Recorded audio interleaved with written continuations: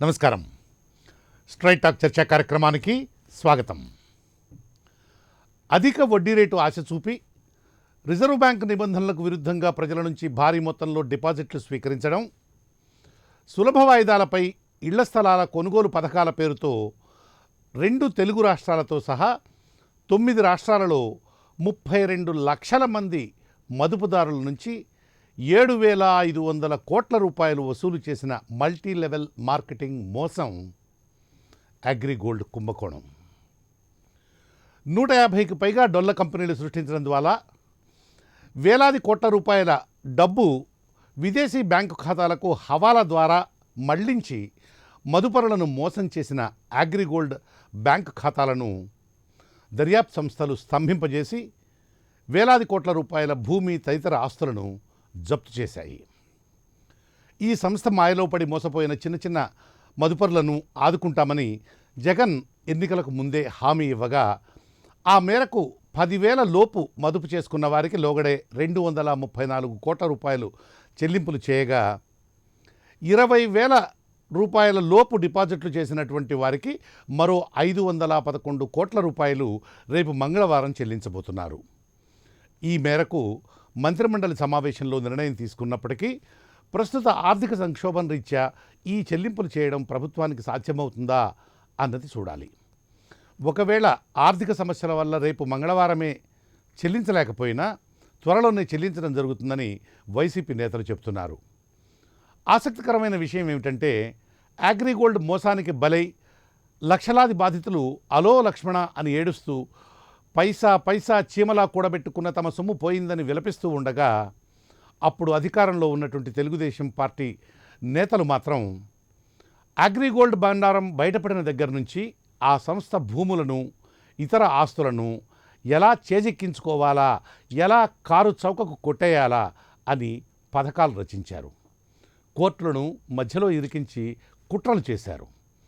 ఎంతో విలువైన ఈ ఆస్తులను కొనుగోలు చేసేందుకు జీ గ్రూప్తో సహా పలు సంస్థలు అప్పట్లోనే ముందుకు రాగా, మొత్తం తామే కారు చౌకగా కబళించే దురుద్దేశంతో వారికి సరైన సమాచారం ఇవ్వకుండా దుర్మార్గంగా ప్రవర్తించగా, చివరకు ఆ విషయంలో కోర్టు నుంచి తెలుగుదేశం ప్రభుత్వం చీవాట్లు కూడా తిన్నది.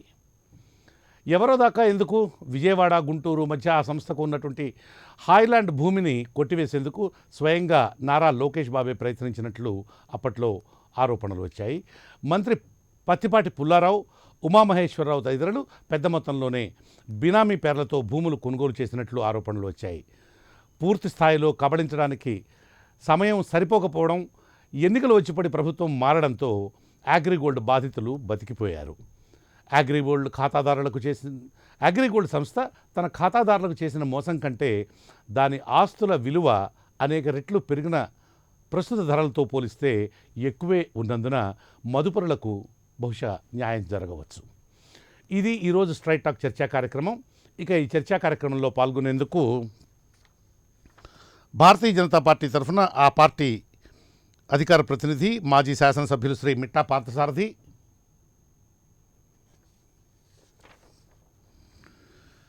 జనసేన తరఫున ఆ పార్టీ నాయకులు శ్రీ సింగులూరు శాంతిప్రసాద్, రాజకీయ విశ్లేషకులు శ్రీ చెవుల కృష్ణాంజనేయులు, ప్రస్తుతం ఈ ముగ్గురు ఈ చర్చా కార్యక్రమంలో పాల్గొనేందుకు మనకు అందుబాటులో ఉన్నారు. మరికొద్ది సేపట్లో వైఎస్ఆర్సీపీ నాయకులు శ్రీ అద్దేపల్లి శ్రీధర్ ఈ చర్చా కార్యక్రమంలో పాల్గొంటారు.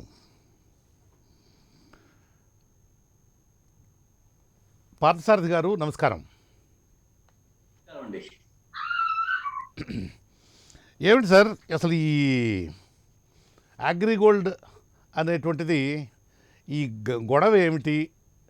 ఇది బయటకు వచ్చిన దగ్గర నుంచి కూడా చాలా, ఇదేదో కేవలం మన తెలుగు రాష్ట్రాలకు లేదా ఉమ్మడి ఆంధ్రప్రదేశ్కు పరిమితమైనటువంటిది కాదు. చాలా విస్తృత స్థాయిలో అనేకమైనటువంటి రాష్ట్రాలకు విస్తరించినటువంటి మోసం ఇది, మల్టీ లెవెల్ మార్కెటింగ్ మోసం ఇది. దీని గురించి మీ దగ్గర ఉన్నటువంటి సమాచారం, మీకు తెలిసినటువంటి సమాచారాన్ని మాతో పంచుకోండి పార్థసారథి గారు. వాస్తవంగా అయితే ఇప్పటికే దాదాపుగా 6.5 సంవత్సరాల నుంచి దాదాపు 8-9 సంవత్సరాల నుంచి కూడా జరుగుతున్నటువంటి విషయమే కాబట్టి పత్రికల్లోనూ మీడియాలోనూ విస్తృతంగా వచ్చింది. ఇక్కడ దాని గురించి మనం పెద్దగా చర్చించుకోవాల్సిన అవసరం లేదండి. మీరు ఆఖరిలో ఒక మాట అన్నారు కదా, ఏంటంటే అది ఈ రోజు వాస్తవంగా విలువలు పెరిగాయి కాబట్టి వాస్తవంగా అందరికీ కూడా న్యాయం జరుగుతుంది అనేటువంటి విషయం అయితే 100% వాస్తవం. ఓ. నాకు తెలిసి నేను ఒకసారి మదనపల్లిలో ఒక బెనిఫిట్ కార్పొరేషన్ అనేటువంటి ఒక కంపెనీ ఉంది. అది దివాలా తీసి ఐపీ పెట్టేటువంటి కంపెనీ పేరు మరొకసారి చెప్పండి. కంపెనీ పేరు మరొకసారి చెప్పండి. Commercial benefit corporation, okay. Madanapalle. మ్మ్. అయితే ఆ ల్యాండ్స్ విలువలన్నీ కూడా ఎక్కిన ఆడియో బాగా పూర్తిగా పెరిగిన తర్వాత వాళ్ళు అందరినీ పిలిచి అందరికీ కూడా డబ్బులు ఇచ్చేసి కొంత డబ్బులు వాళ్ళు కూడా మిగలబెట్టుకున్నారు. అంటే ఇక్కడ చిత్తశుద్ధి కావాలి అనేటువంటి ఒక విషయాన్ని నేను తెలియజేయడానికి నేను మీకు చెప్పాలనుకుంటున్నా. ఒకప్పుడు ప్రాబ్లం వచ్చిండొచ్చు, ప్రాబ్లం వచ్చిన తర్వాత అవకాశం వచ్చిన తర్వాత కూడా చెయ్యకపోతే ఇది మహా పెద్ద పాపం. నేను సంక్షేమ పథకాలు ఇస్తున్నాను అని చెప్పి చెప్పడం కాదు, మ్మ్. సంక్షేమం కన్నా కూడా వాస్తవంగా ఎవడైతే కన్నా డబ్బులు పెట్టుబడి పెట్టి వాళ్ళు ఇంతకు ముందు అన్నట్లుగానే చీమలు కూడబెట్టుకున్నట్లుగా ఒక్కొక్క రూపాయి కూడబెట్టుకుని ఇచ్చినటువంటి వ్యక్తుల గురించి మ్మ్. ఆలోచించడానికి ఈ జగన్మోహన్ రెడ్డి గారి యొక్క టీం కి సమయం లేదంటే ఇంతకన్నా బాధాకరమైనటువంటి విషయం మరొకటి ఉండదు అని చెప్పేసి మనం అందరం కూడా అనుకోవాలి. మ్మ్. అలాగే చంద్రబాబు నాయుడు గారు కూడా ఏం తక్కువేం కాదు. మ్మ్. వాస్తవంగా అయితేనండి దీనికి సరి అయినటువంటి ఒక ముగ్గురు వ్యక్తులు, ఒక మంచి ఇంజనీర్, మ్మ్. ఒక మంచి డెవలపర్, మ్మ్. ఒక మంచి ఆఫీసర్, ఈ ముగ్గురు చాలండి. మ్మ్. ఈ రోజు ఓపెన్ ఛాలెంజ్ చేసి చెప్తున్నా, మ్మ్. మొత్తం ఆస్తులు ఇవంతా ఉండేటువంటి మాకు హ్యాండ్ ఓవర్ చేయండి. మ్మ్. మేము 6 నెలల లోపల మీకంటే క్లియర్ గా మీకంటే మీరు ఎవరు? 6 నెలల లోపల మొత్తం మీకంటే పరిష్కారం ఎవరు చేయాలి. మీరు? ఆగాలి.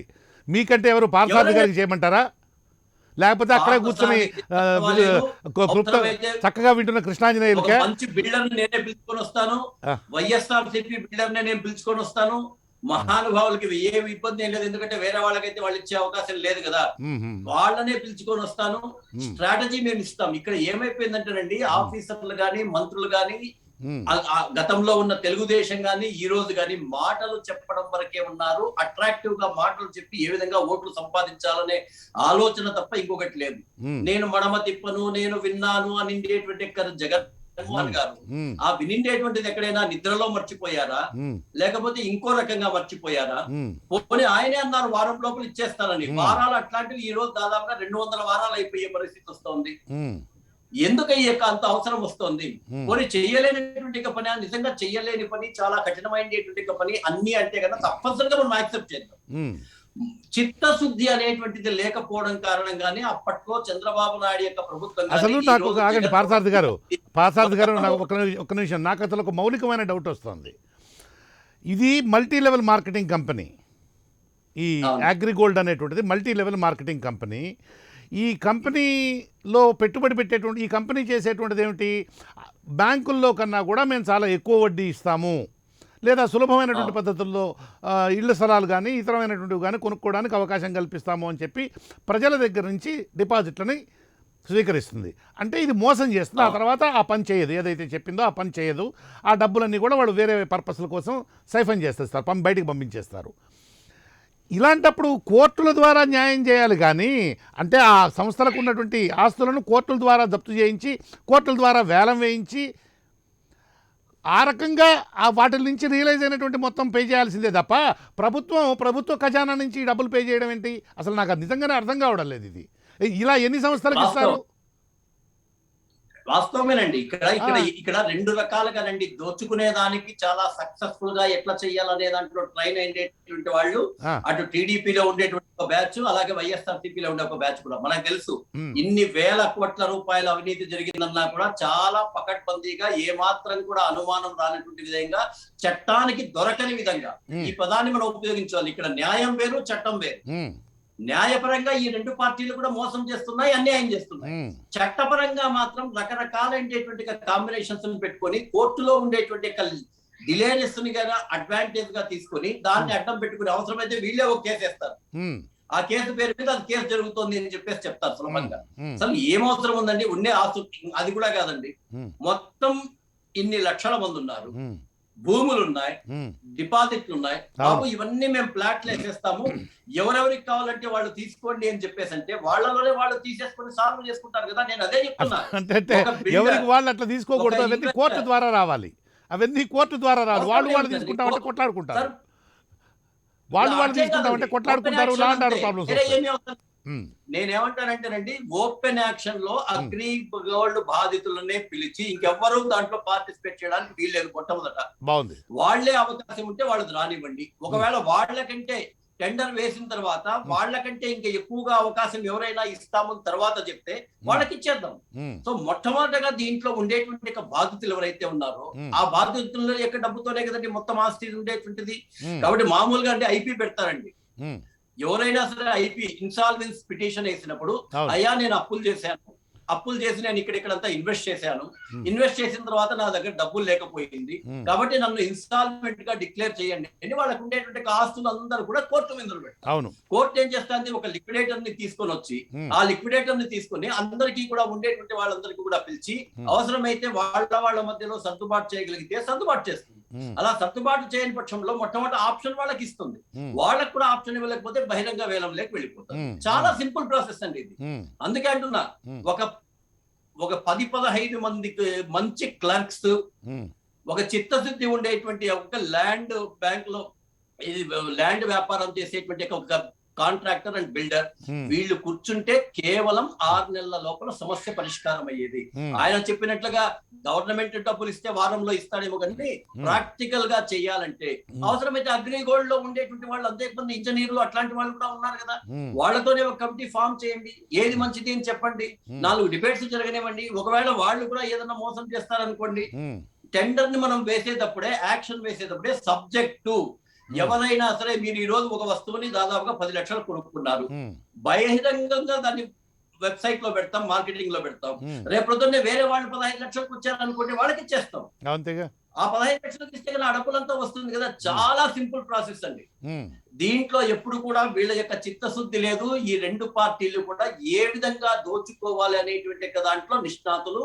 కేవలం ప్రజల డబ్బుల్ని, ఈ రోజు ప్రజల యొక్క ఆస్తుల్ని తాకట్టు పెట్టి తెచ్చి పప్పు బెల్లాల్లాగా పంచి మాకు కావాల్సిందే 45% ఓట్లు వస్తే చాలు అనుకుంటున్నారు తప్ప నీతి నియమం గాని మానవత్వం గాని.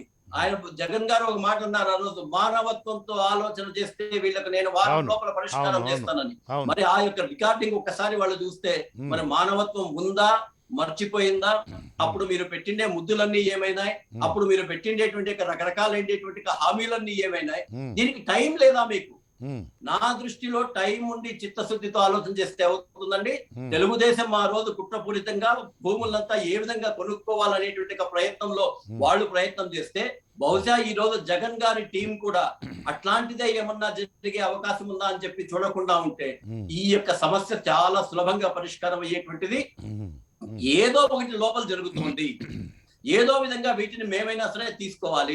బహుశా మామూలుగా టీడీపీకి వైఎస్ఆర్సీపీకి 70-30, 60-40, లేకపోతే ఇప్పుడు 90-10. ఎందుకంటే ఇప్పుడు వాళ్ళ 151 సీట్లు ఉన్నాయి కాబట్టి 90% వైఎస్ఆర్సీపీకి, 10% మాత్రమే తెలుగుదేశంకి ఇస్తారట. ఈ కాంట్రాక్టుల మధ్య వాళ్ళ మధ్య ఏమన్నా కుదరడం లేదేమో తెలియదు కానీ ఇప్పటికి కూడా మహానుభావులారా, ఇద్దరూ కలవండి.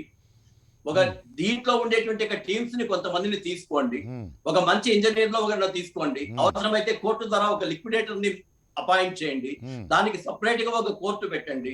మాక్సిమం ఫాస్ట్ ట్రాక్ కోర్టు పెట్టేట్లయితే చకచకా సమస్య పరిష్కారం అవుతుంది కదా. ఒక ఫాస్ట్ ట్రాక్ కోర్టు పెట్టేట్లయితే సమస్య సత్వరమైన పరిష్కారం అయ్యే అవకాశం ఉంది. అంటే ఫాస్ట్ ట్రాక్ కోర్టు పెడితే మేము ఆస్తులు తీసుకోవాలంటే ఎట్లా? చంద్రబాబు నాయుడు గారు, లోకేష్ బాబు గారు ఆస్తులు తీసుకునే దానికి ఆయన కష్టం. ఈ రోజు జగన్ గారు అక్కడ ఉండేటువంటి టీం వాళ్ళ ఆస్తులు తీసుకోవాలంటే కష్టం కదా. మాకేంటి, ప్రజలు ఏమైనా సరే మేము పప్పులో బెల్లాలాగా పంచుతున్నాం, మాకు ఓట్లు వేస్తారు, మాకు జెడ్పీటీసీలోనూ ఎంపీటీసీలోనూ ఓట్లు వేశారు. ఎవరు మా నాయన సొత్తేం కాదు కదా, అది ప్రజల ఆస్తుల్ని తాకట్టు పెట్టాం, అప్పులు చేస్తా ఉన్నాం, ప్రజల నెత్తి మీద అప్పులు పెట్టాం, డబ్బులు పంచుతా ఉన్నాం. మాకు ఓట్లు వచ్చేటప్పుడు మాకెందుకండి ఇవన్నీ? మేమేం పిచ్చోళ్ళమా? మేం పెట్టిండేటువంటి పెట్టుబడి 1000కి 2000, 3000 ఓట్లు ఇచ్చిండేటువంటిదే సంపాదించుకునేకి. మేము దాదాపు ఒక ఎమ్మెల్యే ఎలక్షన్ 15 కోట్లు ఖర్చు పెట్టాం. కనీసం 100 కోట్లు సంపాదించుకోవాలా మేము? 5 ఏళ్లే మాకు టైం ఉండేది, మళ్ళా ఉంటామో లేదో తెలియదు. కాబట్టి మేము సంపాదించుకునే చూద్దామా, అగ్నిగోల్డ్ బాధితుల గురించి చూస్తామా? మేము ఈ యొక్క ఆలోచనతోనే వాళ్ళు ఉన్నారు అనేటువంటిది. అంటే జగన్మోహన్ రెడ్డి ఆల్రెడీ 234 కోట్లు 10,000 రూపాయల లోపు డిపాజిట్లు చేసినటువంటి వాళ్ళకి 234 కోట్లు ఆల్రెడీ విడుదల చేయడం జరిగింది, పేమెంట్ చేయడం జరిగింది. ఇప్పుడు రేపు రెండో విడతగా 20,000 రూపాయలకు తక్కువగా అంటే లోబడి డిపాజిట్ చేసినటువంటి వాళ్లకు ఒక 511 కోట్ల రూపాయలు చెల్లించేందుకు గాను సన్నాహాలు రెడీ అయి ఉన్నదని అన్నమాట. అంటే రేపు చెల్లించవలసిన పరిస్థితి ఉన్నది. అది చెల్లించగలుగుతాడా లేదా అనేటువంటిది తెల్లవారితే కానీ తెలియదు. ఎనీవే, నేను ధన్యవాదాలు చెప్తున్నానండి. 234 కోట్లు ఇచ్చినందుకు ధన్యవాదాలు. రేపొద్దున్నే 511 కోట్లు ఇచ్చేదానికి కూడా ధన్యవాదాలు తెలియజేస్తున్నా. అయినా మిగతావి కూడా పరిష్కారం చేసే అవకాశం ఉండి మీరు ఎందుకు చేయడం లేదు? కొంతమంది ఎలా ఉంటారంటేనండి, ఆ డబ్బులు వస్తే పిల్లల పెళ్లిళ్ళు చేయాలనే ఆలోచనలో కొంతమంది ఉంటారు. ఆ డబ్బులు వస్తే వాళ్ళకి ఏదైనా అనారోగ్యం ఉంటే చూపించుకునే ఆలోచనలో కొంతమంది ఉంటారు. ఆ డబ్బులు వస్తే ఏదో ఒక రకమైన ఇల్లు కొనుక్కుందాం అనేటువంటి ఆలోచనలో ఉంటారు. అసలు అవసరమేముంది? నేను ఇక్కడ వేరే మాట్లాడడం లేదు. రియల్ గా మన దగ్గర చేత కాకుండా చేస్తే మళ్ళీ వస్తాను మీ దగ్గరికి. We have a lot of time to discuss in మొత్తం ఇవన్నీ కూడా సాకల్యంగా సమగ్రంగా చర్చించడానికి మనకు అవకాశం ఉంది. ఈరోజు పూర్తిగా చర్చిద్దాం దీని మీద. Krishnanjaneyulu, good evening. కృష్ణమోహన్ గారు నమస్తే, good evening. Go ahead. Shanti Prasad గారికి, పార్థసారథి గారికి కూడా నమస్కారము. ఈ అంశానికి సంబంధించి నేను 2-3 అంశాలు మీ దృష్టికి తీసుకురాదలిశాను. జగన్మోహన్ రెడ్డి గారు 2017 మార్చి 23వ తారీఖున ఎవరైతే ఈ ఆందోళనకారులు ఉన్నారో, పాపం లబ్ధిదారులు ఉన్నారో, డిపాజిటర్లు, డబ్బులకు సంబంధించినటువంటి వాళ్ళ మీద తీవ్రమైనటువంటి ఉద్యమాలు చేస్తుంటే ఆ రోజున శిబిరం దగ్గరకు వచ్చి ఒక హామీ ఇచ్చారు. మా ప్రభుత్వం అధికారంలోకి వచ్చిన వారం రోజుల్లోగా నేను ఏదైతే ఉన్నాయో మీ డిపాజిట్లను ఇప్పించేటువంటి ప్రయత్నం చేస్తాను అని చెప్పేసి అది ఒక హామీ. పాదయాత్రలో ఒక స్పష్టమైనటువంటి హామీ ఇచ్చారు. మా ప్రభుత్వం గిన అధికారంలోకి వస్తే 3 నెలల్లోగా 20,000 లోపు ఉండేటువంటి అందరికీ కూడా డబ్బులు ఇచ్చేటువంటి ప్రయత్నం చేస్తాం. ఇక ఆ తర్వాత వాస్తవాలు పరిస్థితి ఏమిటి? 2019-20లో కేవలం 1,150 కోట్లు వాళ్ళు ఇచ్చినటువంటి హామీ ప్రకారంగా కావాలి. బడ్జెట్ లో పెట్టినటువంటిది ఎంత పెట్టారంటే 1,150 కోట్లు ఎంతో ఇస్తామని పెట్టి ఆ తర్వాత ఏమి ఇచ్చినటువంటి పరిస్థితి లేదు. ఎంతో కొంత ప్రయత్నం చేస్తున్నారు. ఇప్పుడు ఒక 20 నెలల తర్వాత 10,000 లోపు ఉండేటువంటి వాళ్ళకైతే ఇచ్చారు. ఎంత ఇచ్చారు అని అంటే, వాళ్ళకి ఎంత ఇవ్వాలి, ఎంత ఇచ్చారంటే 10,000 లోపు 3,70,000 మంది ఉంటే వాళ్ళకి 2,64,000 కోట్ల రూపాయలు వాళ్ళకి ఇవ్వాలి. వాళ్ళకి 3,70,000 మందికి గాను 3,40,000 మందికి 2,234 కోట్లు ఇచ్చారు.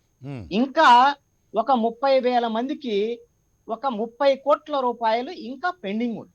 ఇదేం తప్పని అంటంలే. నేను ఎందుకు వివరం చెప్తున్నానంటే, ఈ ప్రభుత్వ వాగ్దానం ప్రకారంగా 10,000 లోపు ఉండేటువంటి వాళ్ళకి కూడా తొందరగా వాగ్దానమే తప్పనిపిస్తోంది కృష్ణ నాకు. అంటే అగ్రిగోల్డ్ బాధితులకు మీరు ఇందాక ఆ ప్రశ్న వేశారు పార్థసారథి గారిని. నేను ఆ క్లారిఫికేషన్ మీకు ఇస్తా. ప్రభుత్వం ఎందుకు చెల్లిస్తున్నారు అనే అంశాన్ని నేను ఖచ్చితంగా క్లారిఫికేషన్ ఇస్తా. ఆ తర్వాత 20,000 రూపాయల లోపు ఉండేటువంటి వాళ్ళు 10,43,000 మంది ఉంటారనేది ఒక అంచనా. వీటిల్లో 940 కోట్లు ఇవ్వాలండి వీళ్ళకి. ఇప్పుడు వీళ్ళకి అసలు ఈ పరిస్థితుల్లో ఇవ్వగలిగినటువంటి డబ్బులు ఎంత ఉన్నాయనంటే, లాస్ట్ బడ్జెట్ లో 200 కోట్లు కేటాయించారు. అవి వాటిలో ఏమి ఇవ్వలేదు.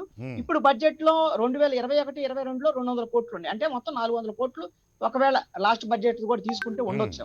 ఇప్పుడు కావాల్సింది 20,000 లోపోళ్ళకి 940 కోట్లు కావాలి.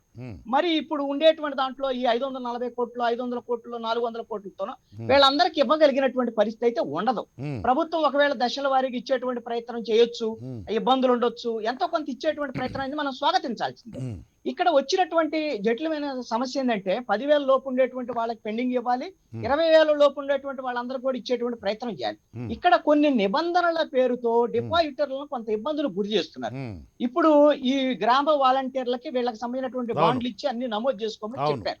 చెప్పినప్పుడు జరుగుతున్నటువంటి పరిణామం ఏంటంటే, ఎవరైతే ఒక్కొక్క కుటుంబంలో ఒక బాండుకు సంబంధించినటువంటి మాత్రమే పరిష్కారం చేయడం జరుగుతుంది అని చెప్తున్నారు.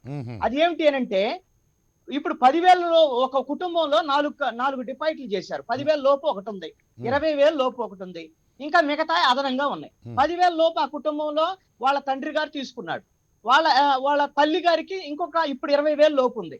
ఇప్పుడు ఏం చెబుతున్నారంటే, మీరు 10,000 లోపు తీసుకున్నారు కదా మొన్న, మీరు ఆగండి, ఇంకా మీకు రెండో సెటిల్మెంట్ లేదు, ఇంకెవరైనా ఫ్రెషర్ వస్తే ఇస్తామని చెప్తున్నారు. ఇది ఎంతో కొంత వాళ్ళ ఆందోళన కలిగించేటువంటి అంశం. ఒక కుటుంబంలో ఒక బాండుకే పరిష్కరించాలి అనేటువంటి అంశము.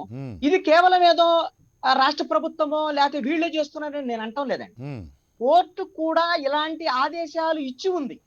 ఇది Correct, కోర్టు correct, ఆదేశాల మేరకే correct, ప్రభుత్వం correct. ఈ విధమైనటువంటి పరిష్కారం చేస్తోంది. అవును. గత ప్రభుత్వము తెలుగుదేశం హయాంలో ఉమ్, అప్పుడు కోర్టులో జరిగినటువంటి వాదోపవాదాలకు అనుగుణంగా ఉమ్, ముందు ఒక్కొక్కళ్ళు ఒక కుటుంబంలో ఒక బాండ్ సెటిల్మెంట్ చేసుకోండి, ఉమ్, ఉన్నటువంటి ఆస్తులు ఇంకొక రెండవ ఆస్తులు గిన పెరిగి ఒకటి వస్తే రెండో సెటిల్మెంట్ మీకు అవకాశం ఉంటుందని అప్పుడు చెప్పారు. ఉమ్, దానికి అనుగుణంగానే ఇప్పుడు జరుగుతున్నాయి. ఇప్పుడు ప్రభుత్వం వైపు నుంచి డిపాజిటర్లు అడుగుతుంది ఏంటంటే, ఉమ్, గతంలో ఉండేటువంటి కోర్టు ఆదేశాలు ఇలా ఉన్నాయి, ఉమ్, ఇప్పుడు మీరు కోర్టులో ఆ విధమైనటువంటి కోర్టు ఆదేశాలను కొంచెం సరిచేయమని ఉమ్, కోర్టును అడిగి ఉమ్, ఈ విధమైనటువంటి కొంత సవరణలతో రెండవ డిపాజిట్లు 20,000 లోపు ఉంటే, వీళ్ళు కూడా పేదోళ్లే కదా, ఉమ్, 20,000 లోపు ఉండేటువంటి వాళ్ళకు కూడా ఇప్పించండి అని చెప్పేసి అడుగుతున్నారు. ఉమ్, ఇది ఒక జటిలమైన సమస్య. ఉమ్, రెండవది ఇంకొకటి ఏంటంటే, ఉమ్. కొంతమందికి ఇదే సంస్థ లాస్ట్ లో వాళ్ళు మూవ్ చేయడానికి ముందుగా కృష్ణ ఒక్క నిమిషం కృష్ణ, జరిగాయి. ఈ లోతైనటువంటి ఆ, డీటెయిల్స్ లోకి మనం సెకండ్ రౌండ్ లో థర్డ్ రౌండ్ లో వెళ్దాము.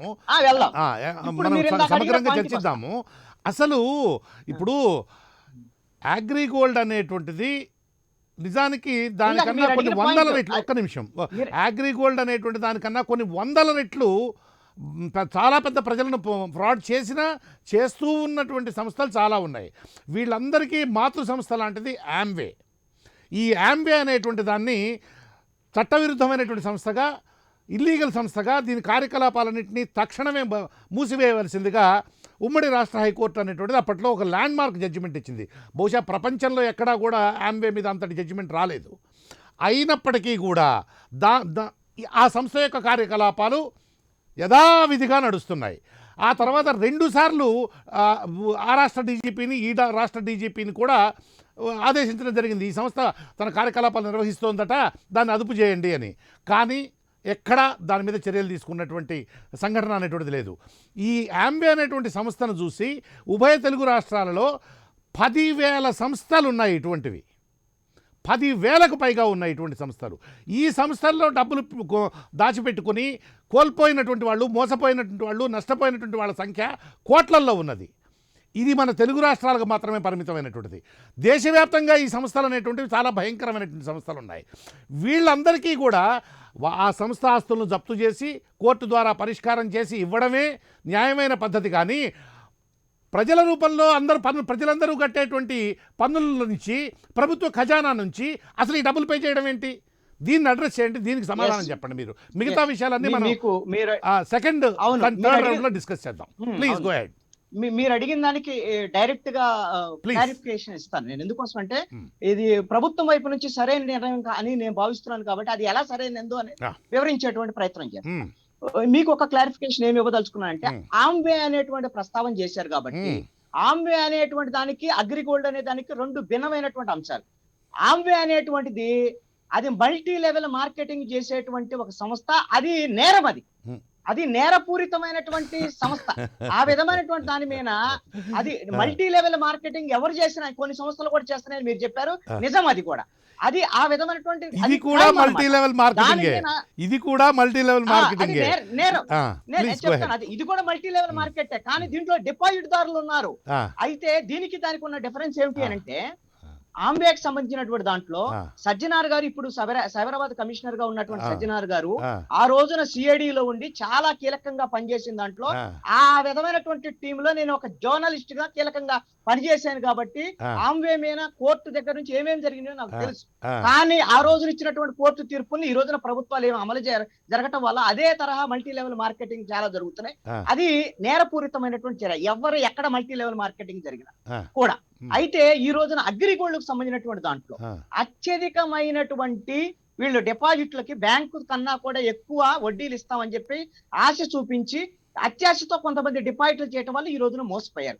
మీరు అడిగే పాయింట్ ఏంటంటే, మీరు అత్యధికమైన లాభం వస్తుందని మీరు ఆ విధమైనటువంటి ఇష్టమయ్యే మీరు పెట్టుబడి పెట్టారు కదా, వాళ్ళు ముంచారు. ముంచిన తర్వాత వాళ్ళు ఎవరైతే ఉన్నారో వాళ్ళ ఆస్తుల్ని వేలవేసి కదా డబ్బులు ఇవ్వాల్సింది, ప్రభుత్వం ఎందుకు ప్రజాధనాన్ని ఇవ్వాలి అని చెప్పేసి మీరు అడుగుతున్నారు.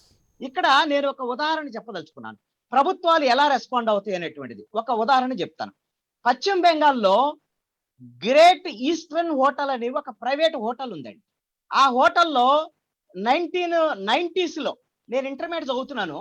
ఆ టైంలో ఆ హోటల్లో 86 రూపాయల కాఫీ అండి. అంత పెద్ద కాస్ట్లీ హోటల్. ఆ కాస్ట్లీ హోటల్, ప్రైవేట్ హోటల్ మూతబడితే ఆ మూతపడ్డటువంటి హోటల్ని ఉమ్, రాష్ట్ర ప్రభుత్వం టేక్ ఓవర్ చేసి ఉమ్, దాన్ని నడిపింది. ఉమ్, ఎందుకోసమని ఆ హోటల్ ఏం ప్రజలకు ఉపయోగపడేటువంటిది కాదు. ఉమ్, ఆ హోటల్లో పనిచేసేటువంటి ఎంప్లాయీస్ ఎవరైతే ఉన్నారో ఉమ్, అలాంటి వాళ్ళ శ్రేయస్సు కోసం ఉద్దేశంతో ఉమ్, దాని ప్రభుత్వం టేక్ ఓవర్ చేసి ఉమ్, ప్రభుత్వమే దాన్ని నడిపినటువంటి పరిస్థితి ఉంది. Hmm. దానికి దీనికి లింక్ ఎక్కడ ఉంది? నేను ఏం చెప్పదలుచుకున్నా అంటే, ఉమ్, ఆ ప్రభుత్వం, పశ్చిమ బెంగాల్ ప్రభుత్వం ఆ రోజున కార్మికులు ఎలా అయితే సంక్షేమం వాళ్ళ దృష్టిలో పెట్టుకుని వాళ్ళ ఉద్యోగాలు కోల్పోకూడదని అట్లాంటి పెద్ద హోటల్ టేక్ ఓవర్ చేసిందో, ఉమ్, ఈ రోజున ఉమ్, ఆంధ్రప్రదేశ్ లో మొత్తం 9 రాష్ట్రాల్లో ఉండేటువంటి 32 లక్షల మంది డిపాజిటర్లో ఉమ్, ఆంధ్రప్రదేశ్ లో 11,57,497 మంది డిపాజిట్ దారులు ఆంధ్రప్రదేశ్ లో ఉన్నారు. ఉమ్, అంటే వీళ్ళు 11,57,497 మంది డిపాజిటర్లు అంటే ఉమ్, వాళ్ళ కుటుంబం, ఒక కుటుంబానికి 4 ఉంటారు. ఉమ్, ఈ కుటుంబానికి సంబంధించినటువంటి వాళ్ళు వాళ్ళ అత్యాశతోనే పెట్టుబడి పెట్టుండొచ్చు, ఉమ్, వాళ్ళు మోసపోయి ఉండొచ్చు. ఉమ్, అలాంటి మోసపోయినటువంటి ప్రజలు, ఉమ్, ఆంధ్రప్రదేశ్ లకు సంబంధించినటువంటి ప్రజలు, ఉమ్, అలాంటి ప్రజల్ని ఆదుకునేటువంటి బాధ్యత ఈ ప్రభుత్వాల మీద, వాళ్ళు ఆంధ్రప్రదేశ్ లో ప్రజలే కాబట్టి ఉమ్, ఆదుకోవాల్సినటువంటి బాధ్యత ప్రభుత్వానికి ఉంది. కాబట్టి ఉమ్, మేము అధికారంలోకి వస్తే మిమ్మల్ని ఆదుకుంటాము, మీరు మోసపోయారు, మీరు ఆ విధమైనటువంటి అత్యాశతో పెట్టినా ఎట్లా పెట్టినా కానీ అవతల కంపెనీ మిమ్మల్ని మోసం చేసింది కాబట్టి ఉమ్, ఆ విధమైనటువంటి మోసపోయినటువంటి మీరు బాధితులుగా భావించి మేము ప్రభుత్వంలోకి వస్తే మేము మిమ్మల్ని ఆదుకుంటామనేటువంటి ఉద్దేశంతో ప్రభుత్వం హామీ ఇచ్చింది. అదే ప్రభుత్వం వైఎస్ఆర్ కాంగ్రెస్ పార్టీ ఇచ్చింది, గతంలో తెలుగుదేశం కూడా ఇచ్చింది. అది ఓట్ల కోసం ఇచ్చారా లేదా ఇంకొక దాని కోసం ఇచ్చారా ఏ విధంగా అనుకోనండి, వాళ్ళు ఆంధ్రప్రదేశ్ లో ప్రజలే. ఉమ్, అంటే 11 లక్షల మంది కుటుంబాలు అని అంటే సుమారుగా 40 లక్షల ఒక్కొక్క కుటుంబంలో 4 ఓట్లు ఉంటాయంటే 44 లక్షల మంది ఓటర్లు ఉంటారు. వాళ్ళు ఓట్ల కోసమే చూసుండొచ్చు. ఉమ్, ఆంధ్రప్రదేశ్ ప్రజలు కాపాడేటువంటి బాధ్యత ప్రభుత్వానికి ఉంటుంది. ఉమ్, ఓటర్లుగా వాళ్ళు కావాలనుకుంటే వాళ్ళు హామీ ఇస్తారు. ఉమ్, అయితే ఉమ్. ఇందాక మరి పార్థసారథి గారు చెప్పినట్టుగా ఉమ్, ప్రభుత్వ ఆస్తినేమి పప్పు బెల్లాలుగా పంచటం లేదండి. ఉమ్, ఇప్పుడు ఉండేటువంటి డబ్బులు ఇచ్చిన తర్వాత ఉమ్, ఈ సంస్థకు సంబంధించినటువంటి ఏవైతే ఆస్తులు ఉన్నాయో ఉమ్, ఆ ఆస్తులను వేలం వేసిన తర్వాత ఉమ్, వాటిని తిరిగి తీసుకొని ప్రభుత్వం జమ చేసుకుంటది. ఉమ్, ఆ ఆస్తులు ఎన్నైతే ఉన్నాయో దానికి అనుగుణంగా మాత్రమే. ఉమ్, అందుకనే 10,000 లోపు ఉండేటువంటి వాళ్ళు పేదవాళ్ళు, ఉమ్. 20,000 లోపు డిపాజిట్లు వేల చేసినటువంటి వాళ్ళు ఓకే. కొద్దిగా ఇంకా పేద ఓకే.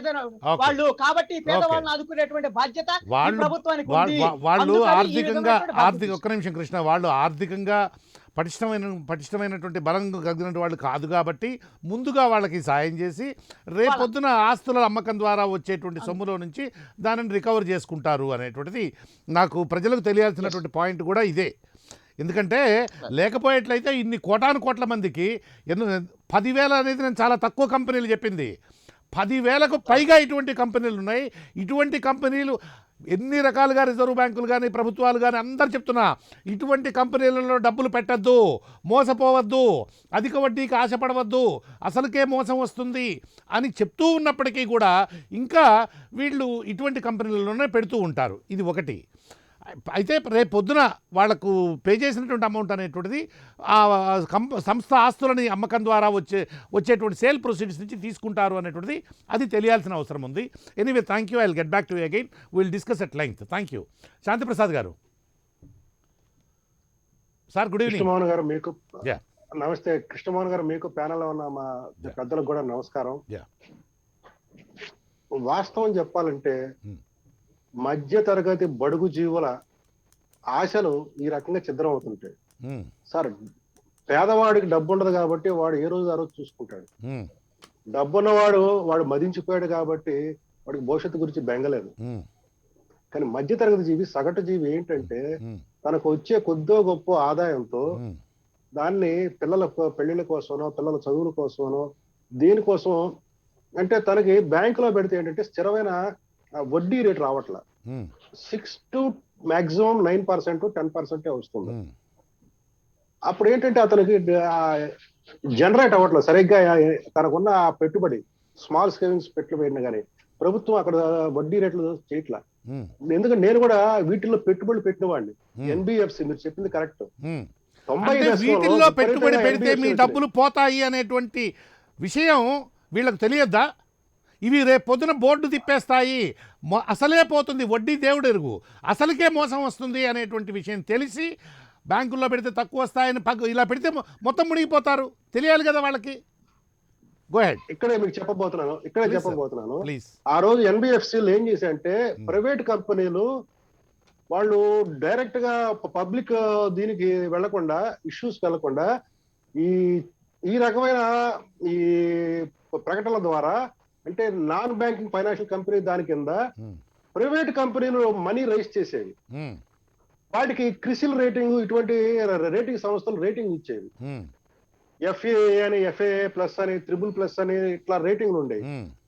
ఏ+++ అని. ఆ రేటింగ్ బట్టి జనాలు డిపాజిట్ చేసేవాళ్ళు. అప్పుడు మాక్సిమం ఇంట్రెస్ట్ రేటు 18%, 15 to 18% ఇచ్చేవాళ్ళు. 15% అంటే గుడ్ ఇంట్రెస్ట్ రేటు, 18% అంటే కొద్దిగా అతి ఇంట్రెస్ట్ రేటు. కొన్ని సంవత్సరాలు 21, 24 కూడా ఇచ్చి ఉన్నాయి. అవి ఎట్లాగో అందరికీ తెలుసు, ముంచే ఇంట్రెస్ట్ అని. ముంచేవాడు ఎక్కువ ఇస్తాడు. ఆ పరిస్థితిలో నేను కూడా ఏంటంటే ఇయర్ టు ఇయర్ పెట్టేవాడిని, 1 year టర్మ్ కి. నాకు తర్వాత నాగార్జున ఫైనాన్స్ కార్పొరేషన్ వాళ్ళు అది మునగబోతుందని నాకు వాళ్ళ రేటింగ్ చూసిన తర్వాత నాకు అర్థం, నేను మొత్తం డబ్బులు విత్డ్రా చేసిన. అయితే ఒక 10,000 రూపాయలు ప్రిమేచర్ గా తీసుకోవడం వల్ల కోల్పోయా. 10,000 పోయినాయి, కానీ నా డబ్బులు కొంత 2-3 లక్షలు నాకు సేవ్ అయింది. అంటే ఇప్పుడు ఎందుకు చేస్తున్నాం అంటే, ఇక్కడ మాకు వచ్చిన ఇబ్బంది ఏంటంటే ప్రభుత్వ బ్యాంక్ లో పెడితే మీరంటే తెలివిగా తీసుకోగలిగారు, చదువుకున్నారు, లాయరు, ప్రపంచ జ్ఞానం ఎక్కువ ఉండడం వల్ల మీరు తీసుకున్నారు. కానీ డిపాజిట్ దారులందరికీ అంతటి చైతన్యం ఉండదు కదా. ఆశ మాత్రమే ఆశ మాత్రము. ఆశ అనడం కన్నా కూడా నాకు దాన్ని దురాశ అందాం అనిపిస్తుంది. ఎందుకంటే గవర్నమెంట్ చెప్తోంది మీరు ఎన్బిఎఫ్సిలలో పెట్టవద్దు, మీకు అకౌంటబుల్ కాదు, మీ డబ్బులు సేఫ్ కాదు, జాతీయ బ్యాంకుల్లోనే డబ్బులు పెట్టుకోండి, ఇంట్రెస్ట్ రేట్ తక్కువ వచ్చినా అసలు సేఫ్టీ ఉంటుంది అని చెప్తోంది ప్రభుత్వం, చెప్తోంది, ఆర్బీఐ చెప్తున్నారు, అనేక చోట్ల చెప్తూ ఉన్నారు. దాన్ని కాదు కృష్ణ, అది ఇప్పుడు చెప్తున్నారు. 90s లో లేదు. 90s లో ఎన్బిఎఫ్సి కింద దానికన్నా ప్రోత్సహించారు. ఆ కంపెనీలకు రేటింగ్లు కూడా ఇచ్చారు. ఏ అట్లా రేటింగ్లు కూడా ఇచ్చుకుంటూ వచ్చారు. క్రిసిల్ ఇప్పటికి కూడా రేటింగ్ ఉంది. CRISIL is not a government organization. CRISIL అనేటువంటి ప్రభుత్వ సంస్థ కాదు. అందువల్ల నాకు కూడా ఇస్తుంది రేటింగ్, మీకు కూడా ఇస్తుంది, కృష్ణకు కూడా ఇస్తుంది. ఎవరికైనా రేటింగ్ ఇచ్చేస్తుంది. ఏముంది? ఇప్పుడు అదే ఒకప్పుడు కార్వి సంస్థ ఇచ్చేది రేటింగ్లు. ఇప్పుడు కార్వి పరిస్థితి ఏమైంది? దాని ఎండి ఏమయ్యాడు? నిన్న అరెస్ట్ అయ్యాడు. సార్ దగ్గర అంతే. కాబట్టి అయితే ఏంటంటే కొంత ప్రజల్లో ఏంటంటే తమ డబ్బు ఎక్కడ మదుపు చేస్తే తొందరగా కొంత వస్తే పిల్లల చదువులకి కానీ వాటికి ఉపయోగపడుతున్న ఆ యాంగ్జైటీలో వాళ్ళు పెడతారు. మీకు చిన్న విషయం చెప్తాను సార్, మీకు గుర్తుండి ఉంటది, మన విజయవాడలో రామ మందిర సెంటర్ లో రూపాయి వస్తువు ₹10 కడితే చాలు ఇచ్చేస్తారనేవాడు. ఒక అతను పెట్టాడు, మద్రాసు నుంచి వచ్చిన అతను. అవును, మద్రాసీలే ఉంటారు, తమిళియన్సే ఉంటారు వాళ్ళు. అవును, అప్పట్లో మనకి ఆంధ్రులకి మొట్టమొదటి గుణపాఠం అది. అది తెలిసినా కూడా చాలా మంది ఎవరు కూడా గుణపాఠం నేర్చుకోలేదు. ఎందుకంటే మధ్యతరగతి సగటు జీవుల్లో ఉన్న ఆ కోరికలు. మీకు చిన్న విషయం చెప్తాను, 90 దశకాల్లో జరిగినాయి. జోడిపి గొర్రెల పెంపకం అన్నారు. మీరు 2,000 పెట్టుబడి పెట్టండి ఒక గొర్రె మీద, మీకు 10 సంవత్సరాల తర్వాత ఇంత ఆదాయం వస్తుంది అన్నారు. అలాగే ఎర్రచంద్రం మొక్కలు కరెక్ట్ 50, తర్వాత టేకు చెట్లు అన్నారు. అక్షయ్ గోల్డ్ అప్పుడే వచ్చింది, అగ్రి గోల్డ్ అప్పుడే మొదలైంది, క్వాంటమ్ సంస్థ అప్పుడే మొదలైంది, సర్క్యులేషన్ అప్పుడే మొదలైంది. ఇక నేషనల్ లెవెల్ తీసుకుంటే శారద, సహారా, మన ఆంధ్ర నాగార్జున, అన్నిటికన్నా అత్యుత్తమైన సంస్థ చెప్పమంటారా కృష్ణమోహన్ గారు? రామోజీరావు గారు మార్గదర్శి కాదంటారా? చెప్పండి. రామోజీరావు గారు మార్గదర్శి సార్. అది ఎన్బిఎఫ్సి కింద అది తీసుకుంది కానీ దానికి లేదు. ఖచ్చితంగానండి. చిట్ ఫండ్స్ అవి చిట్ ఫండ్స్ కానీ తీసుకొని డిపాజిట్లు తీసుకుంది. పబ్లిక్ డిపాజిట్ రైజ్ చేసే దానికి పర్మిషన్ లేకపోయినా డిపాజిట్ రైజ్ చేసింది. తర్వాత ఈ ఉండవల్లి అరుణ్ కుమార్ గారు, మా వైఎస్ జగన్ రెడ్డి గారు దాని మీద పెద్ద గోల పెడితే డిపాజిట్లు, అన్క్లైమ్డ్ డిపాజిట్లు ఇంకో 600 కోట్ల పైన అక్కడ దాని దగ్గర మిగిలిపోయినాయి. అవును ఎవరు వచ్చి క్లైమ్ చేయాలి? అవునవును, ఎందుకంటే చాలా పెద్ద వాళ్ళందరూ, అన్ని రాజకీయ పార్టీలకు సంబంధించినటువంటి ప్రముఖులందరూ ఉన్నారు కదా. కాబట్టి మనకి ఒక చట్టం ఉంది sir, price circulation and price chits and money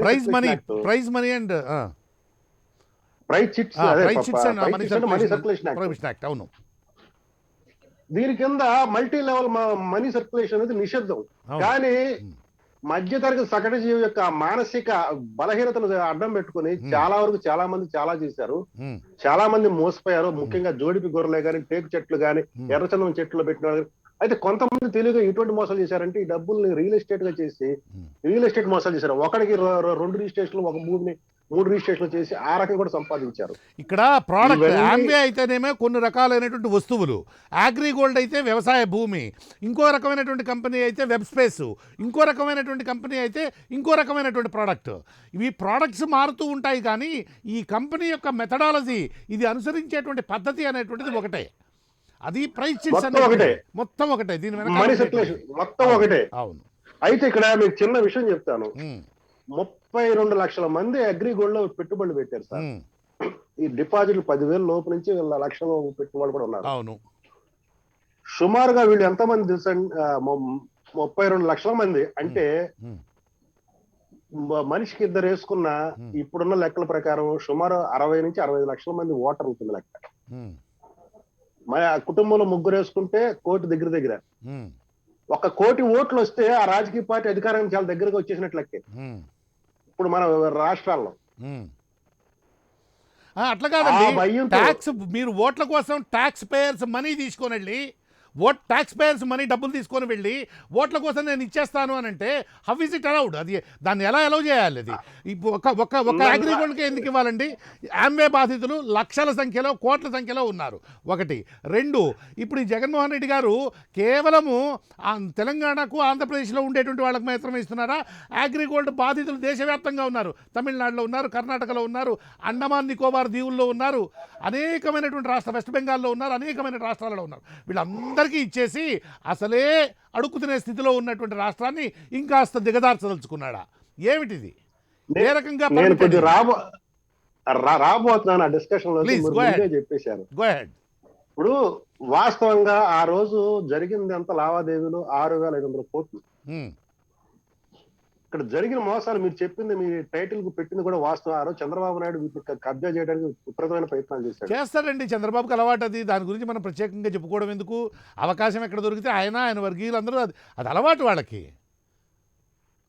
Yanamala Ramakrishnudu గారు జనవరి 18, 2015 ఏమని ప్రకటించారు తెలుసా? అగ్రిగోల్డ్ ఆస్తులన్నీ జప్తు చేస్తున్నాం, దానికి 16,000 ఎకరాల భూమి ఉంది, హాయ్లాండ్ తో పాటు హాయ్లాండ్ కూడా ఉంది, మొత్తం 7 రాష్ట్రాలు దానికి సంబంధించిన భూ లావాదేవీలు ఉన్నాయి, ఇవన్నీ కూడా ఉన్నాయని చెప్పడం జరిగింది.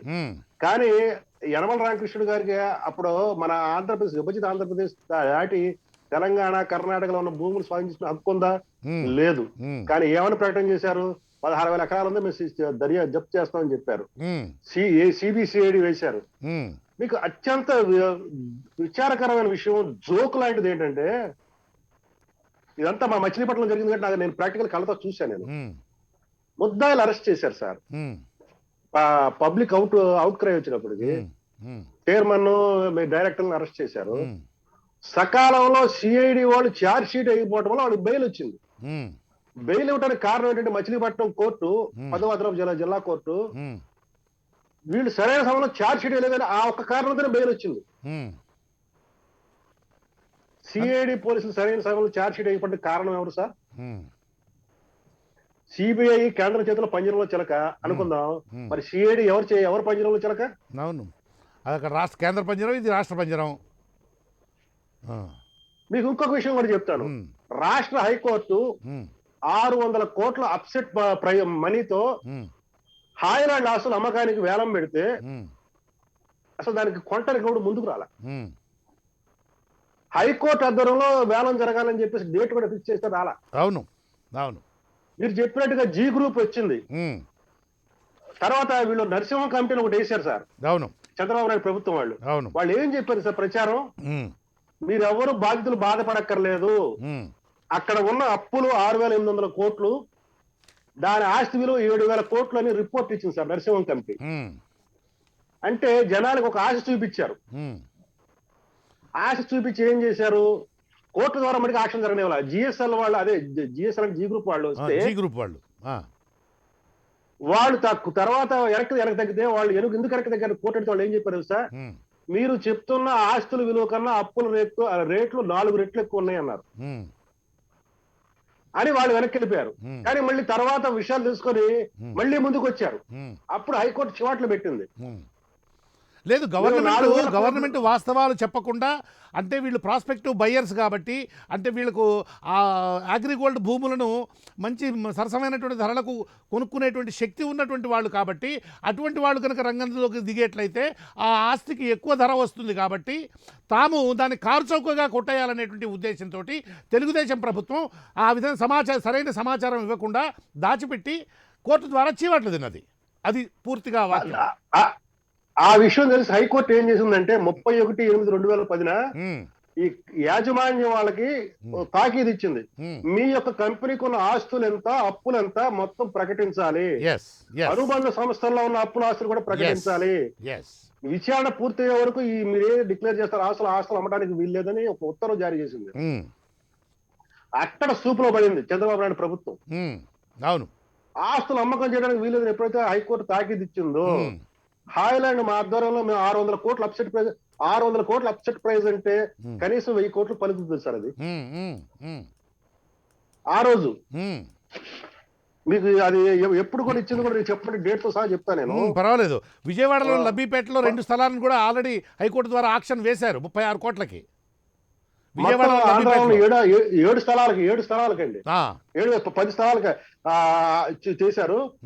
అందులో 21/12/2018 హాయ్లాండ్ వేలానికి రంగం సిద్ధం చేసింది హైకోర్టు. 8/2/19 హైకోర్టు బహిరంగ వేలం వేయాల, కానీ జరగల. ఎందుకు జరగల? మళ్ళీ ఎరకెళ్ళిన జిఎస్ఎల్ గ్రూప్ మళ్ళీ ఎందుకు ముందుకు వచ్చింది? మేము 4,000 కోట్ల కన్నా ఎక్కువ ఇవ్వలేమని.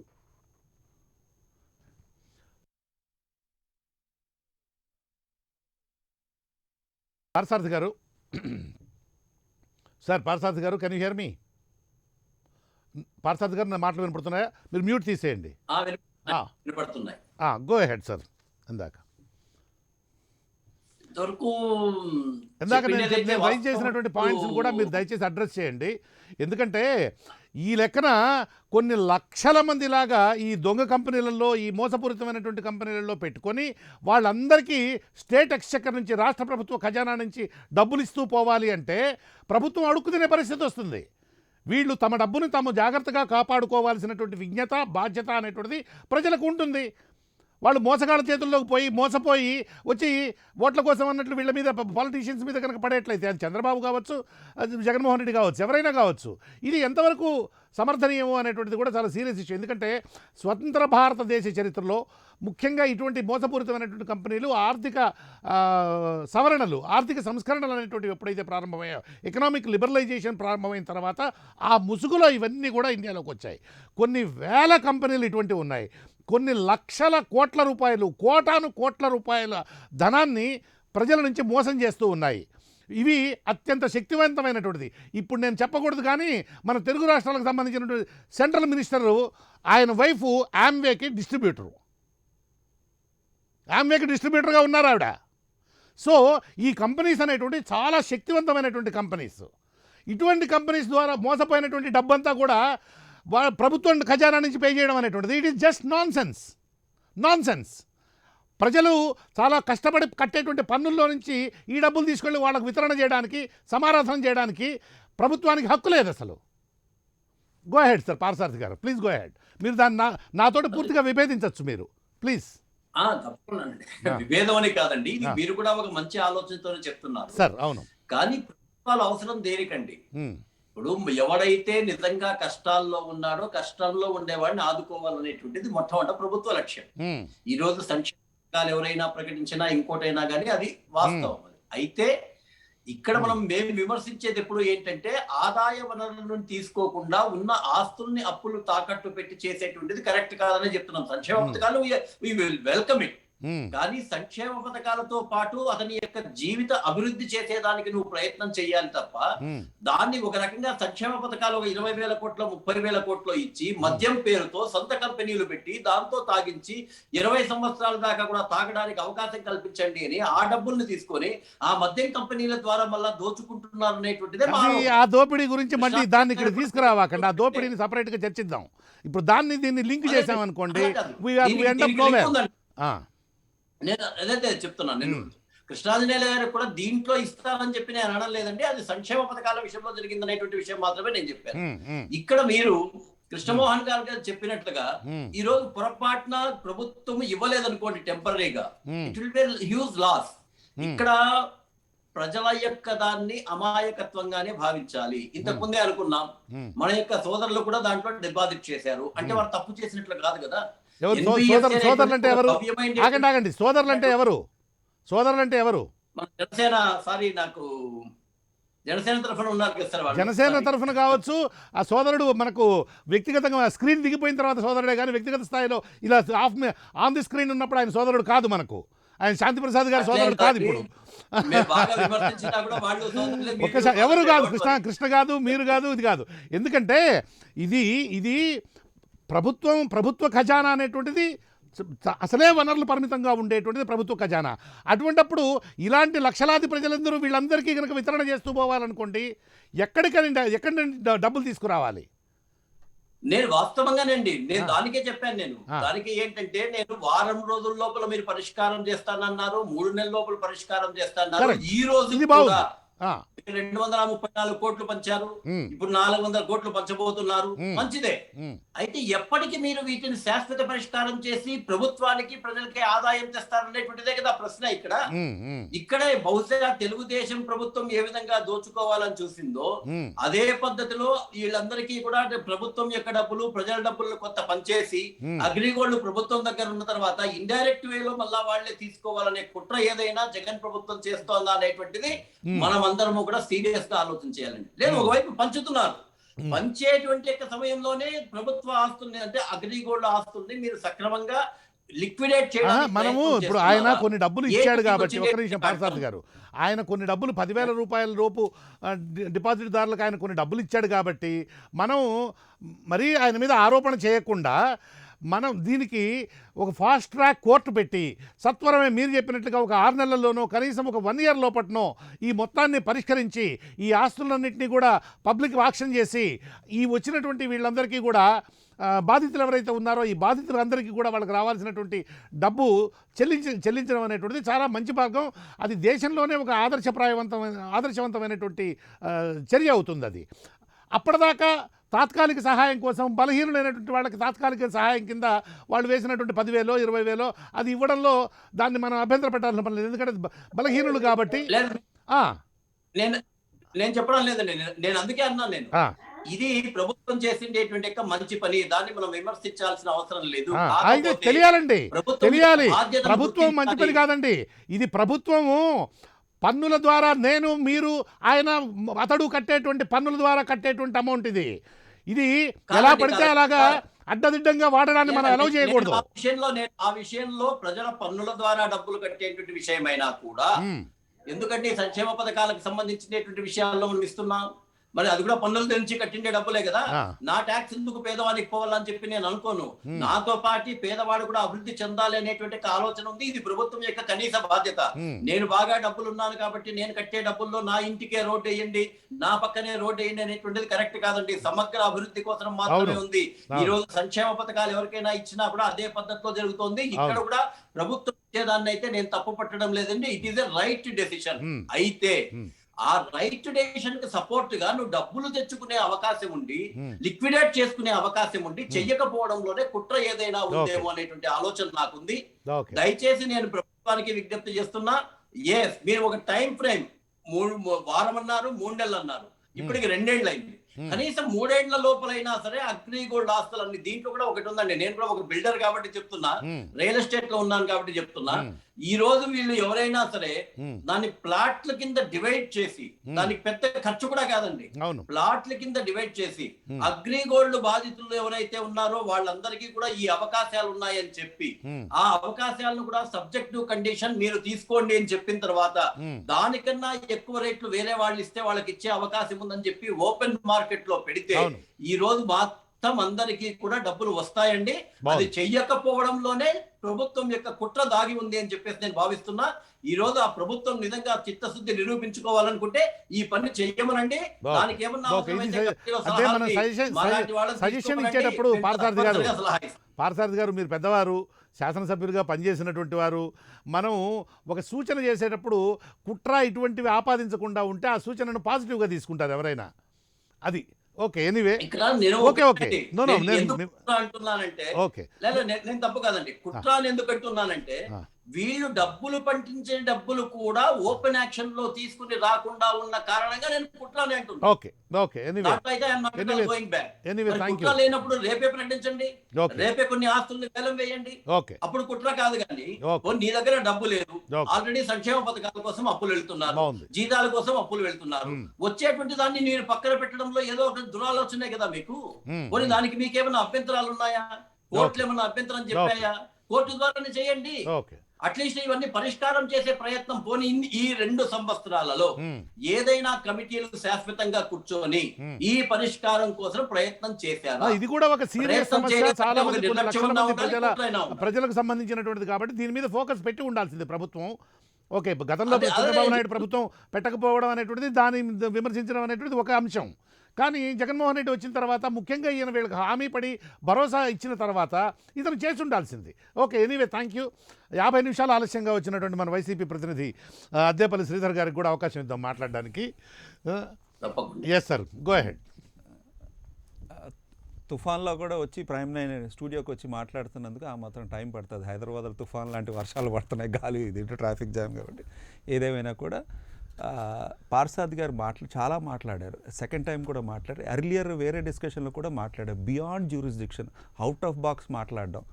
First thing is not aware that liquidator appoint చేశారో లేదో తెలీదు. Second thing, the whole matter is seized with high court ఉందా లేదో కూడా తెలియకుండా మాట్లాడేస్తున్నారు. ఉచిత సలహాలు ఇచ్చేస్తున్నారు. ప్రైవేట్ ఫస్ట్ టైం మాట్లాడినప్పుడు ఏమన్నారు, ఒక ఇంజనీరు, ఒక బిల్డరు, ఒక డెవలపరు ఉంటే సరిపోతుంది అన్నారు. అయిపోయింది, ఇదంతా చేసేయచ్చంట. మళ్ళీ ఆ తర్వాత ఏంటో ఒక 15 మంది క్లర్క్లు ఉండి ఇది చేసేయచ్చంట. అంతకంటే పెద్ద వ్యవస్థ హైకోర్టుకు ఉంది, అంతకంటే పెద్ద వ్యవస్థ ప్రభుత్వాలకు ఉన్నాయి. దెన్ మళ్ళీ డబుల్ ఎడ్జ్ మాట్లాడేటప్పుడు ఒక పక్క 10,000 సాయం చేయడం సరి అంటారు, ఇంకో మాట కాదు అంటారు. మళ్ళీ ఇంకో పక్క 20,000 చేయాలి, చేయలేదు, కుట్ర అంటారు వైసీపీకి. తెలుగుదేశం ఏం చేసింది, సైలెంట్గా 5 సంవత్సరాలు చుప్చాప్ సైలెంట్ ఉన్నది, దాని గురించి ఏం మాట్లాడరు. కన్వీనియంట్గా రాజకీయంగా వినండి అదే లెట్ మీ కంప్లీట్. కన్వీనియంట్గా తెలుగుదేశాన్ని వైసీపీని ఒకే గాడి కట్టేసి తెలుగుదేశం చేసివన్నీ వైసీపీ చేసేస్తున్నట్టు కుట్ర కింద నేను అనుకుంటున్నాను కాబట్టి కుట్ర. మీరు అదే క్లారిఫికేషన్ అడిగారు. ఈ వైసీపీ అని అంటే పేమెంట్ చేయట్లేదు కాబట్టి కుట్ర దాగి ఉండొచ్చు అని అంటున్నారు. తెలుగుదేశం హయాంలో 5 సంవత్సరాలు ఇందాక మన శాంతిప్రసాద్ చెప్పడం జరిగింది చాలా అంశాలు. అండ్ ఫర్ దట్ మ్యాటర్ మన కృష్ణాంజనేయులు కూడా చాలా క్లారిఫై చేశారు. ఈ వీరిద్దరు మాట్లాడింది ఏంటంటే జరిగిన సంఘటనలు చెప్పారు. 1 or 2 ఆస్పెక్ట్స్ వాళ్ళు మిస్ అయినవి చెప్తున్నాను. హైలాండ్ని బయటికి తీసి పెట్టారు, 34 ఎకరాలు బయటికి తీసి పెట్టారు. అలాగా ఒక 10 ఐటమ్స్ ఆస్తులు బయటికి తీసిపెట్టి దారాదత్తం చేసేసారు. ఇందాక శాంతిప్రసాద్ గారు కట్ ఆఫ్ డేట్లు ఉన్నాయి కదా, ఆ కట్ ఆఫ్ డేట్లు బిఫోరు, కట్ ఆఫ్ డేట్లు అయిన తర్వాత కూడా ఏదైతే అగ్రిగోల్డ్ ఆస్తులు ఉన్నాయో బయటికి పెట్టి దారాదత్తం చేసి రిజిస్ట్రేషన్లు చేసేసారు. అంటే ప్రైవేట్ వ్యక్తులు. ఆ ప్రైవేట్ వ్యక్తులు ఎవరు అని అంటే పత్తిపాటి పుల్లారావు వైఫ్, XYZ తమ్ముడు, XYZ నాన్న, మావగారు, ఇలాంటి వాళ్ళందరూ. ఈ ఆస్తులు అనేది ఎలాగ లీక్ అయిపోయినాయి. ఇప్పుడు యనమల రామకృష్ణ గారు స్టేట్మెంట్ ఇచ్చిన 1600 ఎకరాలు ఉన్నాయి, ఇంత ఆస్తి ఉంది, ఇంత వాల్యుయేషన్ ఉంది. సరే వాల్యుయేషన్ మీద డిబేట్ అవుతూ ఉంటుంది, టైం బట్టి మారుతూ ఉంటుంది, ఎంక్రోచ్మెంట్ జరిగితే దాని వాల్యుయేషన్ మారుతూ ఉంటుంది, అదంతా వేరే ఇష్యూ. భారతదేశంలో అగ్రిగోల్డ్ 6-7 రాష్ట్రాల్లో ఇన్వాల్వ్ అయ్యింది. ఇనీషియల్గా మల్టీ లెవెల్ మార్కెటింగ్ కూడా మీరు క్లారిఫై చేయడం జరిగింది. మల్టీ లెవెల్ మార్కెటింగ్లో ప్రోడక్ట్స్ ఉంటాయి, సర్వీసెస్ ఉంటాయి, రియల్ ఎస్టేట్ ఉన్నది, ఈ మనీ కలెక్షన్ ఉన్నది, అంటే చిట్ ఫండ్. దానికి సైమిల్టేనియస్గా చిట్ ఫండ్ కూడా ఉన్నది. ఆ చిట్ ఫండ్స్ ఇందాక ఒక్క నిమిషం నేను కవర్ చేస్తాను. కాదు మీకు ఎడిషన్ ఇస్తున్నాను. ఇవాళ నేను చూశానండి పేపర్లో, land purchaser AgriGold scam accused are same CID department. ఇది 12 జూన్ 2021 వచ్చిన వార్త. ఒక కానిస్టేబుల్ కొన్నాడండి. కరెక్ట్. అదే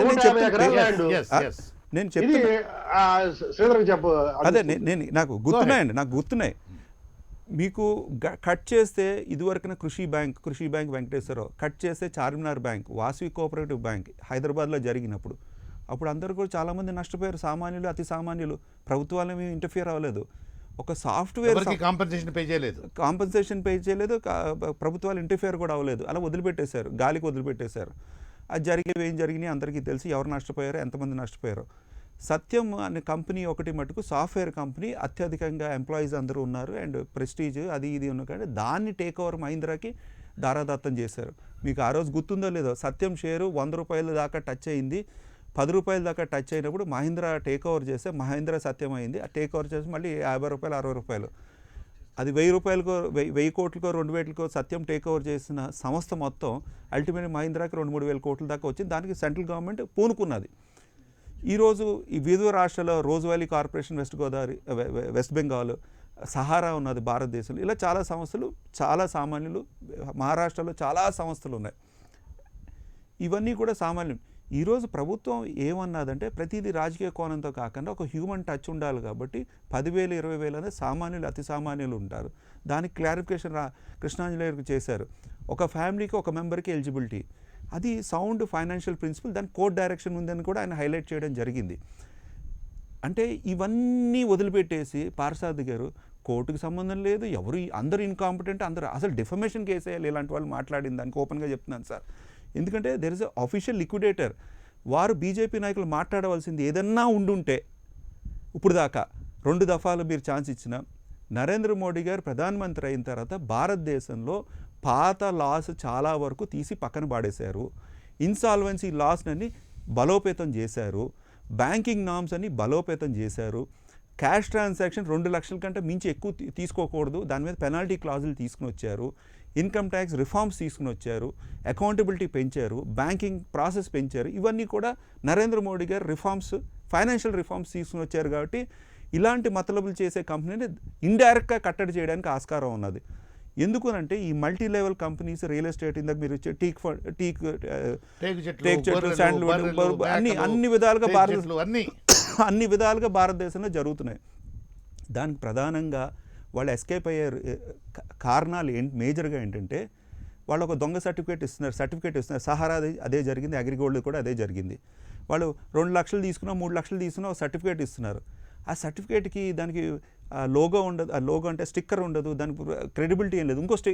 ఇంకో సర్టిఫికేట్ కూడా వచ్చేస్తున్నది మార్కెట్లోకి.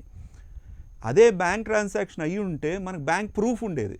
సో అందుకని మనీ కట్టడి ఈరోజు భారతదేశ ప్రభుత్వం అన్ని రాష్ట్రాల్లో అదే సేమ్ రూల్స్ కాబట్టి ఇన్కమ్ ట్యాక్స్ లాస్ ఆ విధంగా కట్టడి చేయవల్ల ఫ్యూచర్లో ఇలాంటి మనీ లెండింగ్ బిజినెస్ కానీ, చిట్ ఫండ్ కంపెనీలు కానీ, లేకపోతే మల్టీ లెవెల్ మోసాలకి కొంతవరకు కట్టడి చేయడానికి ఆస్కారం ఉంటుంది. ఎందుకంటే ఫ్లో ఆఫ్ మనీ అన్నది ఒక ప్రూఫ్ ఉంటుంది. కాబట్టి ఈ సామాన్యులందరూ కూడా ఈ మామూలు అంటే క్యాష్, మీ ఉద్దేశం మనీ అంటే క్యాష్ రూపైన ఇన్వెస్ట్మెంట్లకి దానికి ప్రూఫ్లు ఏమి ఉండవు. కాబట్టి దానికి ఎస్కేప్ అవ్వడానికి వీళ్ళందరూ జరుగుతున్నది. డైరెక్ట్గా ఆ సంస్థ వాళ్ళని మీరు ఇందాక శాంతిప్రసాద్ గారు హైలైట్ చేశారు. ఛార్జ్ షీట్ ఫైల్ చేయలేదు కాబట్టి వాళ్ళకి బెయిల్ వచ్చినాయి. మళ్ళీ తిరిగి ఛార్జ్ షీట్ ఫైల్ చేస్తాం, మిమ్మల్ని అరెస్ట్ చేస్తాం, మిమ్మల్ని లోపల ఇవన్నీ పక్కకు పెట్టండి. రేపు డబ్బులు ఇస్తున్నారా ఇవ్వట్లేదా చెప్పండి. ఇస్తున్నాం కదా, మీరు ఎందుకు డౌట్ చేస్తున్నారు? తెలియదండి, ఇస్తున్నారా లేదా మీరు చెప్తే తెలుస్తుంది. ఇప్పుడు 520,000 రూపాయల 20,000 రూపాయల లోపు డిపాజిట్లు చేసినటువంటి వాళ్ళకి 511 రూపాయలు రేపు ఇవ్వడానికి హామీ పూచిపడడం జరిగింది. ఆ మేరకు రేపు ఇస్తున్నారా లేదా? ఇస్తున్నామనే కదా ఇప్పుడు డిస్కషన్. ఇప్పుడు ఇవ్వట్లేదని ఎవరు మాట్లాడారు? ఇవ్వడం లేదంటలేదు, ఇస్తున్నామని అంటలేదు. తెలియదు, మీరు చెప్తే లేదు కదా. అంటే ఇప్పుడు డిస్కషన్ నిన్న మొన్న కూడా 2-3 రోజుల డిస్కషన్ ఏంటంటే, ఒక పద్ధతి ప్రకారంగా 10,000 20,000 అంటే మనకున్న ఎకనామిక్ రిఫార్మ్స్లో కానీ ఎకనామిక్ క్రైటీరియాస్లో చిన్న సన్నకారు వాళ్ళే మేజర్గా ఉంటారు. ఇప్పుడు దాంట్లో కూడా ఇప్పుడు మహారాష్ట్రలో 2-3 బ్యాంకులు ఉన్నప్పుడు ₹1,00,000 డిపాజిట్కి ఏమో టైం బౌండ్, అంటే కొంత టైం అయిన తర్వాత ఉన్నది. అదే 10,004 ఉన్న వాళ్ళకి క్లియర్ చేయడం జరిగింది. ఆర్బీఐ రూల్స్ రెగ్యులేషన్స్ ఆ విధంగా ఉంటాయి. ఇవన్నీ కూడా కోర్టు పరిధిలో ఉన్నది. అంతెందుకు, నిన్న మొన్న ఆర్గ్యుమెంట్ జరిగింది ఆంధ్రప్రదేశ్ హైకోర్టులో. సిఆర్డీఏ బిల్లు గురించి జరిగింది, అమరావతి దాని గురించి జరిగింది, 3 రాజధాని గురించి జరిగింది. సింపుల్గా ఆ బిల్లులు వ్యతిరేకించేవాళ్ళు లేకపోతే మమ్మల్ని వ్యతిరేకించేవాళ్ళు హైకోర్టులో ఏమన్నారంటే, థర్డ్ వేవ్ వచ్చేస్తున్నది, థర్డ్ వేవ్ రావడం వల్ల సీనియర్ కౌన్సిల్స్ అందరూ కూడా ఆర్గ్యూ చేయలేరు కాబట్టి ఫిజికల్ హియరింగ్కి రావాలి కాబట్టి ఎప్పుడు వేశారు? నవంబర్ 15th వేశారండి. నవంబర్ 15th వేశారు. లాస్ట్ 1 year కూడా ఇంచుమించుగా అగ్రిగోల్డ్ కేసులన్నీ కూడా ఈ విధంగా అడ్జర్న్మెంట్స్ జరుగుతున్నాయి. అందుకునే ఈ విధంగా చేయలేకపోయారు. ఇప్పుడు పార్థసారథి గారు ఇందాక చేసినటువంటి సూచన ఏంటంటే ఇది ఇన్ని లక్షల tens of lakhs of people involve అయినటువంటి కేసు, వాళ్ళందరూ కూడా చాలా సన్నకారు, చాలా బలహీనులైన, ఆర్థికంగా బలహీనులైనటువంటి వాళ్ళు.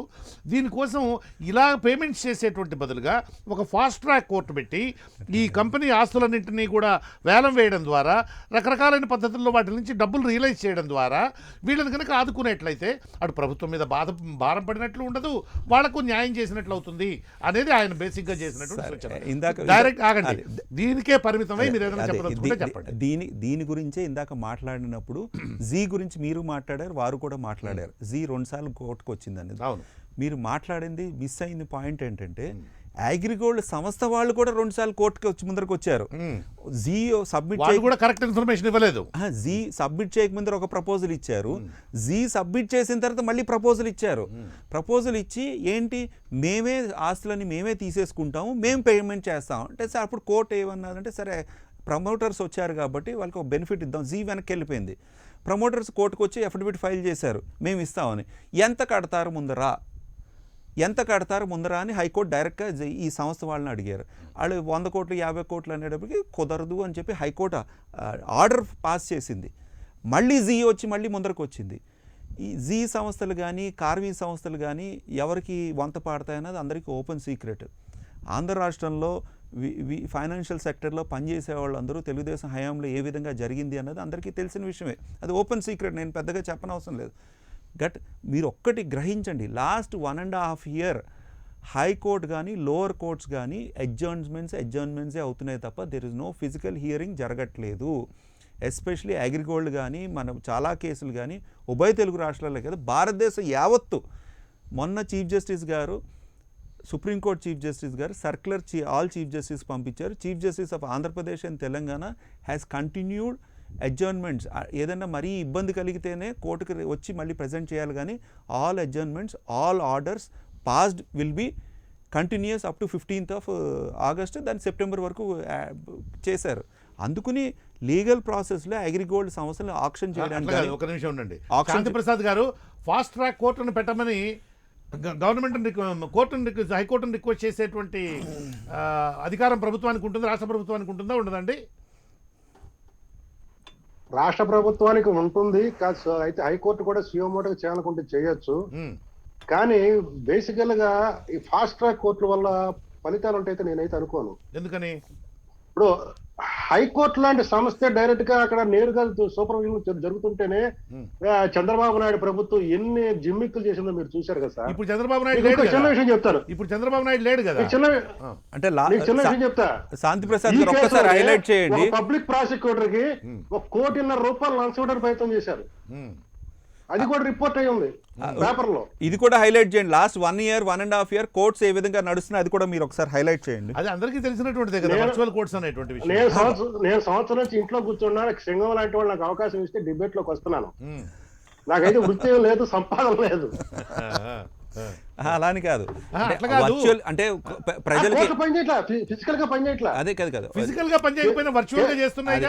అది ఒకటి క్లారిఫై చేయండి. వర్చువల్ గా కూడాను పాత కేసులు తీసుకోవట్లా. అది ఒకసారి హైలైట్ చేయండి సార్. వర్చువల్ గా కోర్టు నడుస్తున్నాయి కానీ ప్రెస్సింగ్ అర్జెన్సీ ఉన్న కేసులు తప్ప మిగతా తీసుకోవట్లేదు. అన్ని కూడా అడ్జర్న్ చేయడం కానీ same orders carry forward. Bails వస్తే ఇస్తున్నారు, అరెస్ట్ వస్తే క్రిమినల్ లో. సివిల్ కి వచ్చేటప్పుడు దావాలు వేస్తే తీసుకొని నెంబరింగ్ ఇస్తున్నారు, నోటీసులు పంపిస్తున్నారు తప్పితే కోర్టుకు హాజరు కాకపోయినా ఏమంటలేదు. సివిల్ కేసులు చాలా దరిద్రంగా ఉంది. ఏమైనా ఇంజక్షన్ ఆర్డర్ లాంటివి ఏమైనా అడిగితే అవి ఏమైనా కన్సిడర్ చేస్తే చేస్తున్నారు. అంతగా తప్పితే కోర్టుల్లో ప్రాక్టికల్ గా వర్క్ డెడ్ అయిపోయింది. లాస్ట్ 1.5 year అండి ప్రాక్టికల్ గా. దానివల్ల ఈ రోజు అగ్రిగోల్డ్ కూడా కొంత ఇబ్బంది పడింది. ప్రభుత్వాలు కూడా సెటిల్ చేయడానికి, ఆక్షన్ చేయడానికి, ప్రొసీజర్ ఫాలో అవడానికి. ఇప్పుడు వీరు ఇందాక ఏమంటున్నారంటే అండి, ఏముంది అగ్రిగోల్డ్ డిపాజిటర్లు ఉన్నారు కదా కొనుక్కోవచ్చు అంటే, ఇప్పుడు నేను డిపాజిటర్, మీరు డిపాజిటర్. కృష్ణమోహన్ గారికి 10 లక్షలు లేదా 10 కోట్లు ఉన్నాయి, 100 సైట్లు కొనేసుకుంటారంటే కుదురుతుందా? కుదరదు కదా. దానికో ప్రాసెస్ ఉన్నది. ఆ ప్రాసెసే గత 1.5 year ఆగిపోయింది. మన ప్రభుత్వం వైఎస్ఆర్సీపీ ప్రభుత్వం వచ్చిన తర్వాత ఈ మధ్యకాలంలో ఈ కోర్టులు సరిగ్గా సక్రమంగా పనిచేయకపోవడం అనేక కారణాలు, పాండమిక్ అవని ఇదవని, అడ్జస్ట్మెంట్స్, గిమిక్లు ఆఫ్ ఈ అగ్రిగోల్డ్ సంస్థ వాళ్ళు కానీ థర్డ్ పార్టీస్ కూడా ఇన్వాల్వ్. ఇంకో థర్డ్ పార్టీ కాంట్రాక్టర్ కూడా ఫైల్ చేశాడండి. ఓకే, అంటే తలాతోక లేకుండా. Okay, Parthasarathi garu, can you please clarify your stand? Sridhar గారు, నేను చేస్తున్నటువంటి ఆరోపణ మీకు బాధ కలిగించవచ్చు, కానీ నేనేమంటున్నానంటే కోర్టులకు సంబంధించి చెయ్యలేనప్పుడు ఫస్ట్ ప్రైమరీ డ్యూటీ ఎవరిదండి? వైఎస్ఆర్సీపీ కానీ లేదా ఈ రోజున్న ప్రభుత్వానికి. ఆల్టర్నేటివ్ అనేటువంటిది మీరు ఆలోచన చేసినట్టుగా ఎక్కడైనా కనిపించిందా? సరే, ఇప్పుడు కోర్టులు ఇప్పుడు పాండమిక్ సిచ్యువేషన్ లో ఇంకొక 5 సంవత్సరాలు కూడా అవుతాయి అనుకోండి. పార్సాద్ గారు ఒక్కసారి నేను ఇంటర్ఫేర్ అవుతానండి, పార్సాద్ గారు ఒక్క నిమిషం మీరు వినాలి, మీరు నేర్చుకోవాలి, మీరు తెలుసుకోవాలి. కృష్ణమోహన్ గారు ఒక పక్క, ఒక్క నిమిషం నేను లెట్ మీ హైలైట్. కృష్ణమోహన్ గారు ఇక్కడ ఒక పక్క నుంచి ఏంటంటే ప్రభుత్వాలు డబ్బులు పే చేయడం సరికాదు కదా, ఒకసారి 1-2 సార్లు ఆలోచించండి అని ఈయన యాంగిల్. మీ యాంగిల్ ఏంటంటే కోర్టులు నడవకపోతే ఉంది, మీరు చేసేయచ్చు కదా అంటే ప్రభుత్వాలు చేయలేవు, చేయకూడదు. ఎందుకంటే లిక్విడేటర్ ఉన్నాడు కాబట్టి, మ్యాటర్ సీజ్డ్ విత్ హైకోర్టు కాబట్టి అది గ్రహించండి. మేము ఈరోజు ఏం చేస్తున్నామంటే వీఆర్ అసైన్మెంట్ ఆఫ్ డెట్ అంటారు. ఏదైతే డెట్ వేరే వాళ్ళది ఉందో అది క్లియర్ చేసి ప్రభుత్వం ఆ షూస్లోకి వెళ్ళి ఆ డెట్ని రేపు అగ్రిగోల్డ్ ఆస్తులు తీసుకోవడం కానీ అగ్రిగోల్డ్ ఆస్తులు అమ్మిని ఆ డబ్బు మళ్ళీ తిరిగి ప్రభుత్వ సంస్థకి దారదత్వం అవుతుంది. వసూలు చేసుకుంటుంది. మియర్ అసైన్మెంట్ ఆఫ్ డెట్ అంటాం టెక్నికల్ టర్మ్. వారి డెట్ని క్లియర్ చేసి ప్రభుత్వం మీద పెట్టుకుని రేపు ప్రభుత్వ ఆస్తులు, దాంట్లో కూడా ఈ అగ్రిగోల్డ్ ఆస్తులు కొన్ని ఏవైతే కొంత వెసులుబాటు ఉంటాయో, కొన్ని కన్వీనియంట్గా ఉన్నాయో అవి ప్రభుత్వ సంస్థకి టిడ్కోకి కానీ ఇతర హౌసింగ్ బోర్డు కానీ ఇటు కానీ ఇచ్చి దా అమౌంట్ మనం కట్ చేసుకోవచ్చు కదా అని చెప్పి ఆ డిస్కషన్ కూడా జరుగుతున్నది ప్రభుత్వం అది కూడా ఆలోచిస్తున్నది. నేను ఇక్కడ ప్రాక్టికల్ గా నేను చెప్తున్నానండి, ఐఎమ్ నాట్ ఇంప్రాక్టికల్ గా, దయచేసి మీరు గుర్తుంచుకోవాలి. నేను అందుకే మీరు రాకముందు ఒక కమర్షియల్ బెనిఫిట్ కార్పొరేషన్ అనేటువంటి ఒక సంస్థను కూడా ఉదాహరించాను. ఇప్పుడు మీరు వాసవి బ్యాంక్ గురించి కూడా చెప్పారు కాబట్టి వాసవి బ్యాంక్ ఇష్యూలో చంద్రబాబు నాయుడు గారితో డైరెక్ట్ గా ఫైట్ చేసిండేటువంటి వ్యక్తిని నేను, వాళ్ళంతా అరెస్ట్ చేసిండేటువంటి వాళ్ళ తప్పు అని చెప్పినటువంటి వ్యక్తిని కూడా నేను. ఇక్కడ ఏమవుతుందంటేనండి, ప్రభుత్వాలకి ఇప్పుడు కోర్టులో కానీ కోర్టు దగ్గరికి వెళ్ళి బాబు మేము ఈ విధంగా పరిష్కారం చేస్తాము, ఈ విధంగా అవకాశం ఉంది అంటే అవకాశం ఇవ్వకుండా కాదు కదండి. ఇప్పుడు ఎవరో థర్డ్ పార్టీని ఒకరిని తీసుకొని వచ్చేసేస్తే సార్ మేము ఇంత కొనుక్కుంటామన్నప్పుడు కోర్టు అవకాశం ఇచ్చింది కదా. ఈ రోజు కూడా నేను చెప్తున్నా, నేను ఏదో వైఎస్ఆర్సీపీ అని కానీ తెలుగుదేశం అని కాదండి, ప్రాక్టికల్ గా చెప్తున్నా. నేను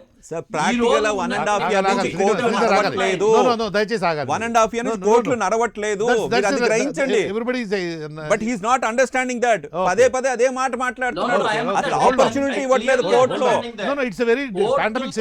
పోయినంత మాత్రాన ఇప్పుడు మిగతా పనులు జరగడం లేదండి, అన్ని పనులు జరుగుతున్నాయి కదా, మొత్తం సంక్షేమ కార్యక్రమాలు జరుగుతున్నాయి, అలాగే కంపారిజన్ ఏంటండి, మిగతా డెవలప్మెంట్ జరుగుతున్నాయి కదా. నేను ఈ రోజు కూడా నేను చెప్తున్నా, మీరు వీలైతే చిత్తశుద్ధితో మీరు ఆలోచన చేయండి. ఈ రోజు 1600 ఎకరాల 2000 ఎకరాల ఏదో ఉంది, దాన్ని ఏ విధంగా ప్లాట్ చేసి మొట్టమొదటిగా అవకాశం కల్పిస్తారో వాళ్ళకే కల్పించండి, అగ్రిగోల్డ్ బాధితులకే కల్పించండి. ఫస్ట్ మేము కూడా కొనుక్కోవాలని చెప్పేసి చెప్పడంలే, ఆ బాధితుల్లో ఉండేటువంటి డిపాజిట్స్ ఫస్ట్ ప్రిఫరెన్స్ ఇవ్వండి. ఎప్పుడు కూడా ల్యాండ్ డెవలపర్ గా నేను చెప్తున్నాను, ల్యాండ్ రా ల్యాండ్ అనేటువంటిది ₹1,00,00,000 పోతే దాన్ని ప్లాట్ చేసి డివైడ్ చేస్తే 200 కోట్ల రూపాయలు పోతుంది. ఆ లబ్ధి అనేటువంటిది అగ్రిగోల్డ్ వాళ్ళకి ఇవ్వండి. దీనికి అందుకే నేను చెప్పిన I'm sticking on that one, open challenge అని కూడా చెప్పగలుగుతున్నా. మీరు యాజ్ ఎ బిల్డర్ గా నాకు గాని నేను ఒక ప్రపోజల్ ఇస్తాను, దీన్ని తీసుకొని డివైడ్ చేసి మార్కెట్ లో పెడితే ఫస్ట్ అగ్రిగోల్డ్ బాధితులకే ఇస్తే ఈ రోజు కూడా 6 నెలల లోపల పరిష్కారం కానటువంటి విషయం కాదు. I'm sticking on for that one. మీరు అన్నట్లుగా నా మీద ఏదన్నా పరువు నష్టం దావా వేసినా కూడా I can answer to the court. This is my vision. ఈ పద్ధతిలో మనం చేసేదానికి అవకాశం ఉంది, ఈ అవకాశం చెయ్యలేదు అని. దీంట్లో ఇంకొకటి చెప్తానండి, వాసవి కోఆపరేటివ్ బ్యాంకు సంబంధించి వచ్చినప్పుడు కోర్టు ఒక ఆర్డర్ ఇచ్చింది, ₹1,00,000 లోపల ఉండేటువంటి కూడా చెల్లించేయాలని. అప్పటికి దాదాపుగా 340 కోట్ల వాసవి బ్యాంక్ యొక్క ఆస్తులు, 290 కోట్ల వాళ్ళు చెల్లించేశారండి ఈ టైం లోపల. ఇంకా 90 కోట్ల రూపాయల దాకా చెల్లించాల్సి ఉండేటువంటి పరిస్థితిలో ఉన్నప్పుడు లిక్విడేషన్ వాళ్ళకి కావడం లేదు. చంద్రబాబు నాయుడు గారి దగ్గరికి వెళ్ళి బాబు మాకు ఆ లిక్విడేషన్ కి కొంత టైం ఇవ్వండి, లేదా చార్మినార్ బ్యాంకు ఇచ్చిండే విధంగా మీరు డబ్బులు ఇచ్చేసి ఈ ఆస్తులన్నీ కూడా మీ దగ్గర పెట్టుకోండి, మేము పరిష్కారం చేస్తామన్నారు. ఆ రోజు చంద్రబాబు నాయుడు కేవలం వజ్రోత్సవ సభకి చంద్రబాబు నాయుడు పిలిచలేదు అనే ఒకే ఒక కుట్ర కారణంగా ఆ రోజు 20 మంది డైరెక్టర్లు వస్తే కాదండి 28 మంది డైరెక్టర్లు రండి వాడిని అరెస్ట్ చేశాడు. అరెస్ట్ చేసినప్పుడు ఏంటంటే దాంట్లో డైరెక్టర్లో 8 మంది కనీసం ఒక సంతకం కూడా చేయలేదు ఒక లోన్ పేపర్ మీద. జస్ట్ దానికి ఒక నెల ముందరే వాడు డైరెక్టర్ అయినా ఒక మీటింగ్ కూడా జరగల. వాళ్ళని రిలీజ్ చేయమంటే కూడా చేయలేదు. ఆఖరికి ఆ రోజుల్లో ఉండే ప్రతి ఒక్కరూ ఆయనకి విజ్ఞప్తి చేశారు, అయ్యా వాళ్ళు 340 కోట్లు ఉండే దాంట్లో 240 కోట్లు ఇచ్చేశారు, ఇంకా 90 కోట్లు ఉంది, దానికి తగ్గట్టుగా 140 కోట్ల ఆస్తి ఉంది, లిక్విడేషన్ ఈ రోజు మార్కెట్ లో కావడం లేదు కాబట్టి అవకాశం కల్పించండి అన్నారు. ఎలా జరిగిందంటే చెప్తానండి, ఆ రోజు Chakravarthi officer, I can name his, Chakravarthi అనేటువంటి ఆఫీసర్ మన టాపిక్ నుంచి బయటకు వెళ్ళిపోతున్నాము.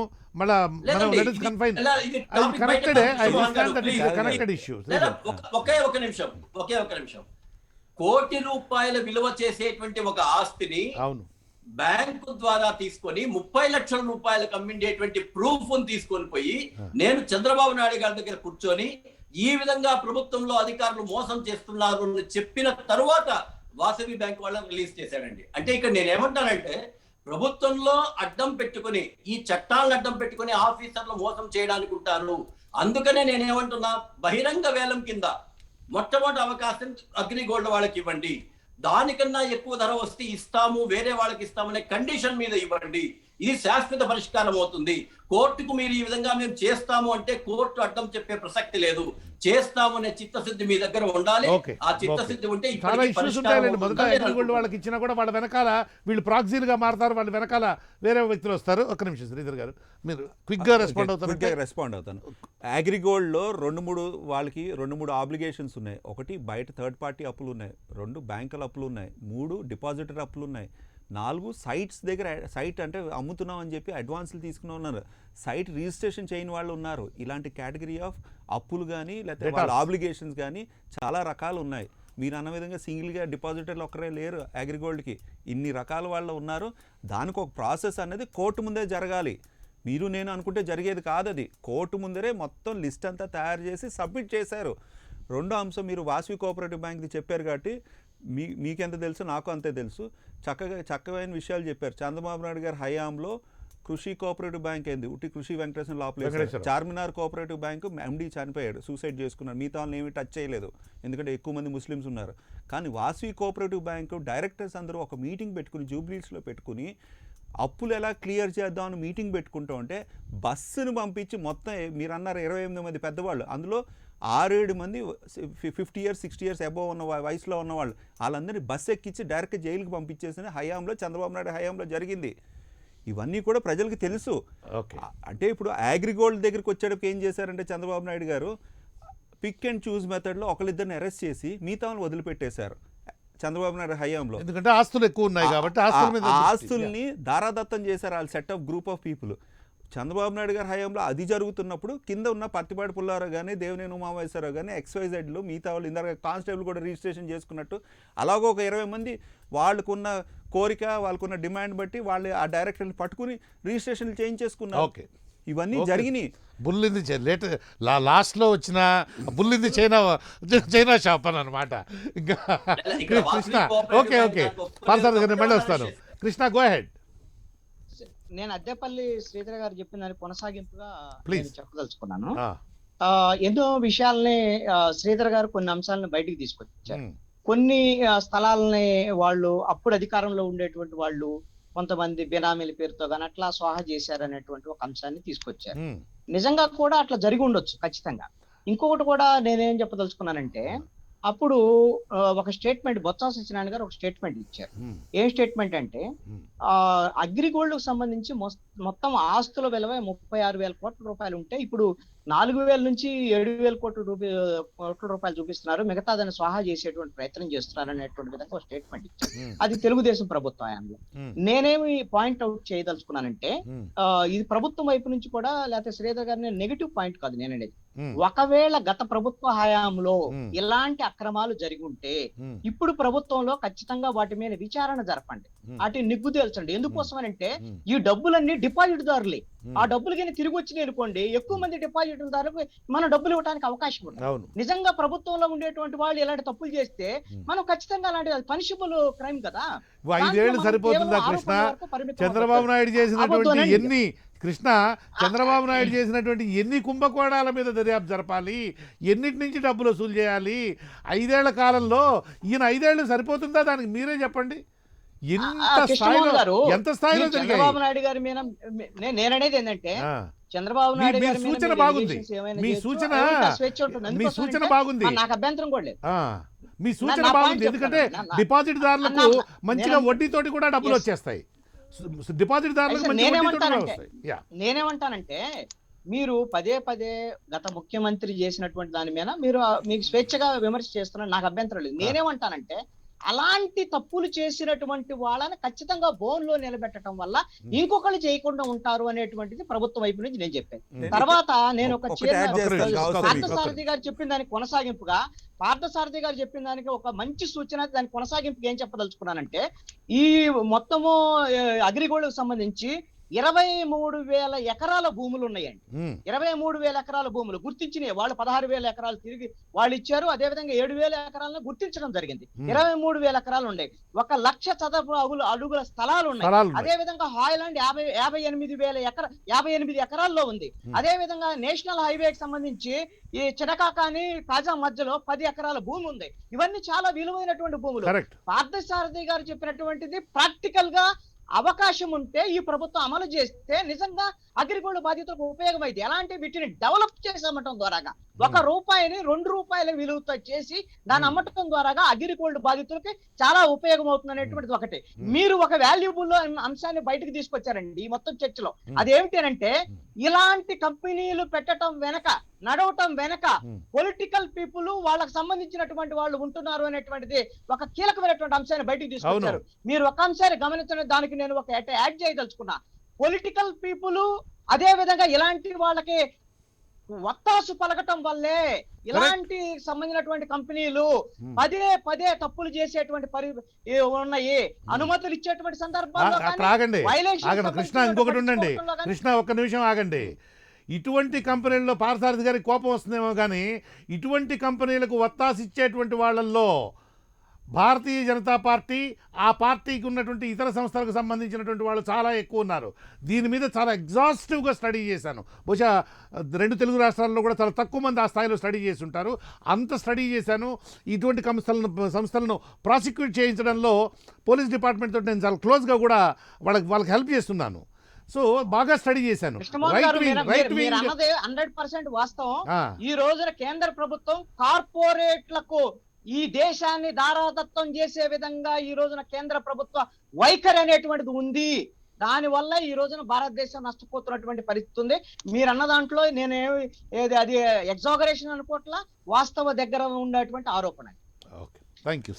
ఏదైతే మీరిద్దరు మాట్లాడింది హైలైట్ ఏంటంటే, వెస్ట్ బెంగాల్ ఎలక్షన్స్లో ఏదైతే రోజ్ వ్యాలీ కార్పొరేషన్ కానీ, ఒక 4 సంస్థలు ఏవైతే చిట్ ఫండ్ కానీ, లేకపోతే మల్టీ లెవెల్ శారదా కానీ, మల్టీ లెవెల్ కంపెనీస్, ఫ్రాడ్స్ ఇవన్నీ ఉన్నాయో, వాళ్ళందరూ కూడా ఎర్లియర్ దేవర్ ఇన్ 1 TMCలో ఉన్నారు. వాళ్ళందరూ కూడా ఛార్జ్ షీట్లో ఉన్నారు. వాళ్ళందరూ కూడా బీజేపీకి వెళ్ళిపోయారు ప్రధానంగా. అందులో ప్రధానమైన వాళ్ళు 2-3 still they are continuing in BJP of West Bengal. They are leading the party in West Bengal. And ఆ పెద్ద వ్యక్తి చీఫ్ జస్టిస్ని కలవడానికి వెళ్తే, చీఫ్ జస్టిస్ కాదు, అటార్నీ జనరల్ని కలవడానికి వెళ్ళారు ఆయన. ఎవరైతే కేసుల్లో ఇన్వాల్వ్ అయిన ప్రస్తుతం ఉన్న బీజేపీ నాయకులు number 1 in West Bengal who is leading the party, ఆ వ్యక్తి ఢిల్లీకి వచ్చినప్పుడు అటార్నీ జనరల్ని కలవడానికి వచ్చినా అది మేజర్ కాంట్రవర్సీ అయింది. ఇలాంటి ఇష్యూస్లో ఇన్వాల్వ్ అయిన ఒక పొలిటీషియన్, ఒక నేపథ్యం ఉన్న ఆయన, అందరికీ తెలిసిన వ్యక్తి ఏ విధంగా బేసిస్లో అటార్నీ జనరల్ని కలుస్తారు అనేది చర్చ. For that matter attorney general గారు క్లారిఫై చేశారు మనందరికీ. ఏమని అంటే, అతను వచ్చాడు మా ఇంటికి కలవడానికి వచ్చాడు, కానీ నేను కలవలేదు అని చెప్పి క్లారిఫై చేయడం జరిగింది. సో బీజేపీ వాళ్ళు ఇలాంటి సంస్థల్లో ఎస్పెషలీ ఇన్ వెస్ట్ బెంగాల్, అది మొన్న ఎలక్షన్స్లో బాగా ఎక్స్పోజ్ అయింది. సో ఉభయ తెలుగు రాష్ట్రాలను చర్చించవలసిన చర్చిద్దాం. మీరు ఒక మాట అంటున్నారు, ఏమనంటే పట్టుకోండి అన్నారు. ఆల్రెడీ కొన్ని ట్రాన్సాక్షన్స్ నేను ఏదైతే హైలైట్ చేసిన transactions that is matter is before the high court. ఏమంటే ఏదైతే cut off date Yanamala Ramakrishna announce చేసిన 3 months 2 months before transactions, cut off date తర్వాత ఉన్న ట్రాన్సాక్షన్స్ కూడా హోల్డ్లో పెట్టాలని చెప్పి కోర్టులో ఆర్గ్యుమెంట్స్ జరుగుతున్నాయి ఆల్రెడీ. ఫర్ దట్ మ్యాటర్ ఆ 34 ఎకరాలు ఏదైతే గుంటూరు కాకాని మధ్యలో ఉండి సమ్ ఎక్స్ మినిస్టర్ వైఫ్ పేరు మీద ఉన్నది, అది కూడా it was matter briefed and అది అమ్మకుండా ఉండడానికి స్టే ఆర్డర్ కూడా ఉన్నది. Thank you very much Sridhar గారు. సార్ శాంతి ప్రసాద్ గారు, ఎస్ గో హెడ్. చిన్న క్లారిఫికేషన్ ఏంటంటే, మీ టర్న్ అంతా మాట్లాడండి, చిన్న క్లారిఫికేషన్ కాదు, పెద్ద క్లారిఫికేషన్ ఇవ్వండి. ఇప్పుడు court monitoring already matter is seized by the court అండి, హైకోర్టు. అవును, ఇక్కడ మన రాష్ట్ర హైకోర్టు, అక్కడ తెలంగాణ హైకోర్టు. అవును. 150 ఎకరాలని ఒక రిటైర్డ్ కానిస్టేబుల్ బి శ్రీనివాస్, అతని పేరు ఏదో పేరు చెప్పని చెప్తాను, హిందువులో వచ్చిన వార్త. అతని పేరు బి నరేందర్ రెడ్డి అంట. అవును. రిటైర్డ్ కానిస్టేబుల్ 150 ఎకరాలు నేను కొన్నానని చెప్పేసి దాన్ని సీజ్ చేయడానికి వీల్లేదు, నాకు అప్పచెప్పడం అని చెప్పి ఇచ్చాడు. ఎంత 15 కోట్ల చిల్లరకి అతను కొన్నాడు దాన్ని. ఒక రిటైర్డ్ కానిస్టేబుల్ ఇంత ఎక్కడ వస్తుందని తెలంగాణ సిఐడి వాళ్ళు హైకోర్టులో మళ్ళీ ఒక అప్లికేషన్ వేశారు. అతను ఫైనాన్షియల్ డీలింగ్స్ మేము ప్రూవ్ చేయాలా, ఇన్కమ్ ట్యాక్స్ డీటెయిల్స్ మేము ప్రూవ్ చేయాలి అని. What they are saying he is the benami of some AgriGold person. CID వాళ్ళు కూడా అదే చెప్తున్నారు, సిఐడి వాళ్ళు కూడా అదే చెప్పారు. అవును, అవును, అదే చెప్తున్నారు. కాబట్టి ఇక్కడ కోర్టుకు వచ్చినప్పుడు ఏంటంటే సార్, ఇప్పుడు హైకోర్టు అయినా ఫాస్ట్ ట్రాక్ కోర్టు అయినా కోర్టులో ఉన్న జడ్జిలకి ఈ ఫైనాన్షియల్ ఆస్పెక్ట్స్ ఇంట్రికసీస్ మీద అంత నాలెడ్జ్ ఉండదు. మళ్ళీ they have to take the assistance of financial experts. The courts does not have that nitty gritty. ఇది మన నైస్ డేస్ ఉండవు ఫైనాన్షియల్ ఆస్పెక్ట్స్ లో. అందులో ఉన్న నిటిగ్రిటీ చూడాలంటే మళ్ళీ they have take the help of the financial experts. Ultimate గా మళ్ళీ అఫీషియల్ లిక్విడేటర్ ఉండాల్సిందే. Ultimately there should be official liquidator. అవును, he must be in the by the monitor by the court. అవును. కోర్టు ఏం చేస్తుందంటే transactions అన్ని transparent గా pure గా కరెక్ట్ గా జరుగుతున్నాయి చూస్తాం వరకే చేయగలదు తప్పితే ఇందులో ఉన్న ఫ్రాడ్స్ అయ్యి ఎక్స్పోజ్ చేయడానికి కోర్టుకి అంత ఎక్స్పర్టైజ్ నాలెడ్జ్ లేదు, ఎక్స్పర్టైజ్ ఉండదు కూడా సహజంగా. ఆ పని కోసమే కదా ఇన్వెస్టిగేటివ్ ఏజెన్సీస్ ఉన్నది, ఆ పని కోసం ఉన్నదే ఇన్వెస్టిగేటివ్ ఏజెన్సీస్, పోలీసు ఉన్నది అందుకే కదా. ఏదో చార్టెడ్ అకౌంటెంట్ సంబంధించిన అసోసియేషన్ కంపెనీ సెక్రటరీ సంబంధించిన వాళ్ళని తీసుకోవాల్సిందే, వాళ్ళ ఎక్స్టెన్స్ తీసుకోవాల్సిందే. ఇకపోతే విషయానికి వస్తే మీరు అగ్రిగోల్డ్ ఒకటే డిస్కస్ చేస్తారు, అక్షయ గోల్డ్. అవును, అవును. అదే సమయంలో అక్షయ గోల్డ్ కూడా బయటకు వచ్చింది. అవునవును. వాస్తవానికి అక్షయ గోల్డ్ యజమాని మొదటి నుంచి ఏం చేస్తారంటే, నన్ను అరెస్ట్ చేయబాకండి, నాకున్న ఆస్తులు నేను ఆ వేలం వేసి తీరిస్తే నాకు 10 రెట్ల అంత అప్పులకు సంబంధించిన 10 రెట్లు ఎక్కువ ఆస్తులు ఉన్నాయి, నేను తీర్చేస్తాను, మీ ఆధ్వర్యంలో మీ సమక్షంలో తీరుస్తాను అన్నా గానీ తీసుకెళ్లి జైల్లో పడేశారు. ఇప్పుడు ఆస్తులు ఏమైనా తెలియదు, వాడికి సంబంధించిన విలువలు ఏంటో తెలియదు, అసలు ఎటుపోయిందో కూడా తెలియదు. ఇక మీకు ఒక చిన్న ముక్తాయింపు ఇస్తా. చంద్రబాబు నాయుడు తననే చీఫ్ మినిస్టర్ అనుకునే సిఇఓగా అంటే సిఇఓ కంపెనీ కొంటారు. ఈ కంపెనీస్ టైప్ ఆఫ్ ఫ్రాడ్స్ అన్ని కూడా జరిగింది చంద్రబాబు నాయుడు హయాంలోనే. ఇక లింక్ ఏంటంటే మరి నన్ను అడగద్దిగండి, మీరు మళ్ళీ చెప్పండి, అడగద్దిగ ప్రసాద్ గారు మళ్ళీ చెప్పండి. చంద్రబాబు నాయుడు తనను తాను సీఎం అనుకునేవాడు కాదు, సిఇఓ అనేవాడు. అవునవును, అవును. బిల్ గేట్స్ తెచ్చినప్పుడు కూడా అందులో విశేషమే ఉంది, ఆయన దాగే అనుకునేవారు. ఈ ఫైనాన్షియల్ ఫ్రాడ్స్ అన్ని కూడా కంపెనీలు స్థాపించబడి ఫైనాన్షియల్ ఫ్రాడ్స్ అన్ని వచ్చినాయి కూడాను, తర్వాత మళ్ళీ ఇవన్నీ కూడా ఇబ్బందులు పడతామని జరిగింది కూడా మరి ఆయన ఆధ్వర్యంలో జరిగింది, ఆయన హయాంలోనే. లేదులేండి, అంతకు ముందు నుంచే ఉన్నాయి. మనకు ఎకనామిక్ లిబరలైజేషన్ తోటి ఇవన్నీ స్టార్ట్ అయినాయి సార్.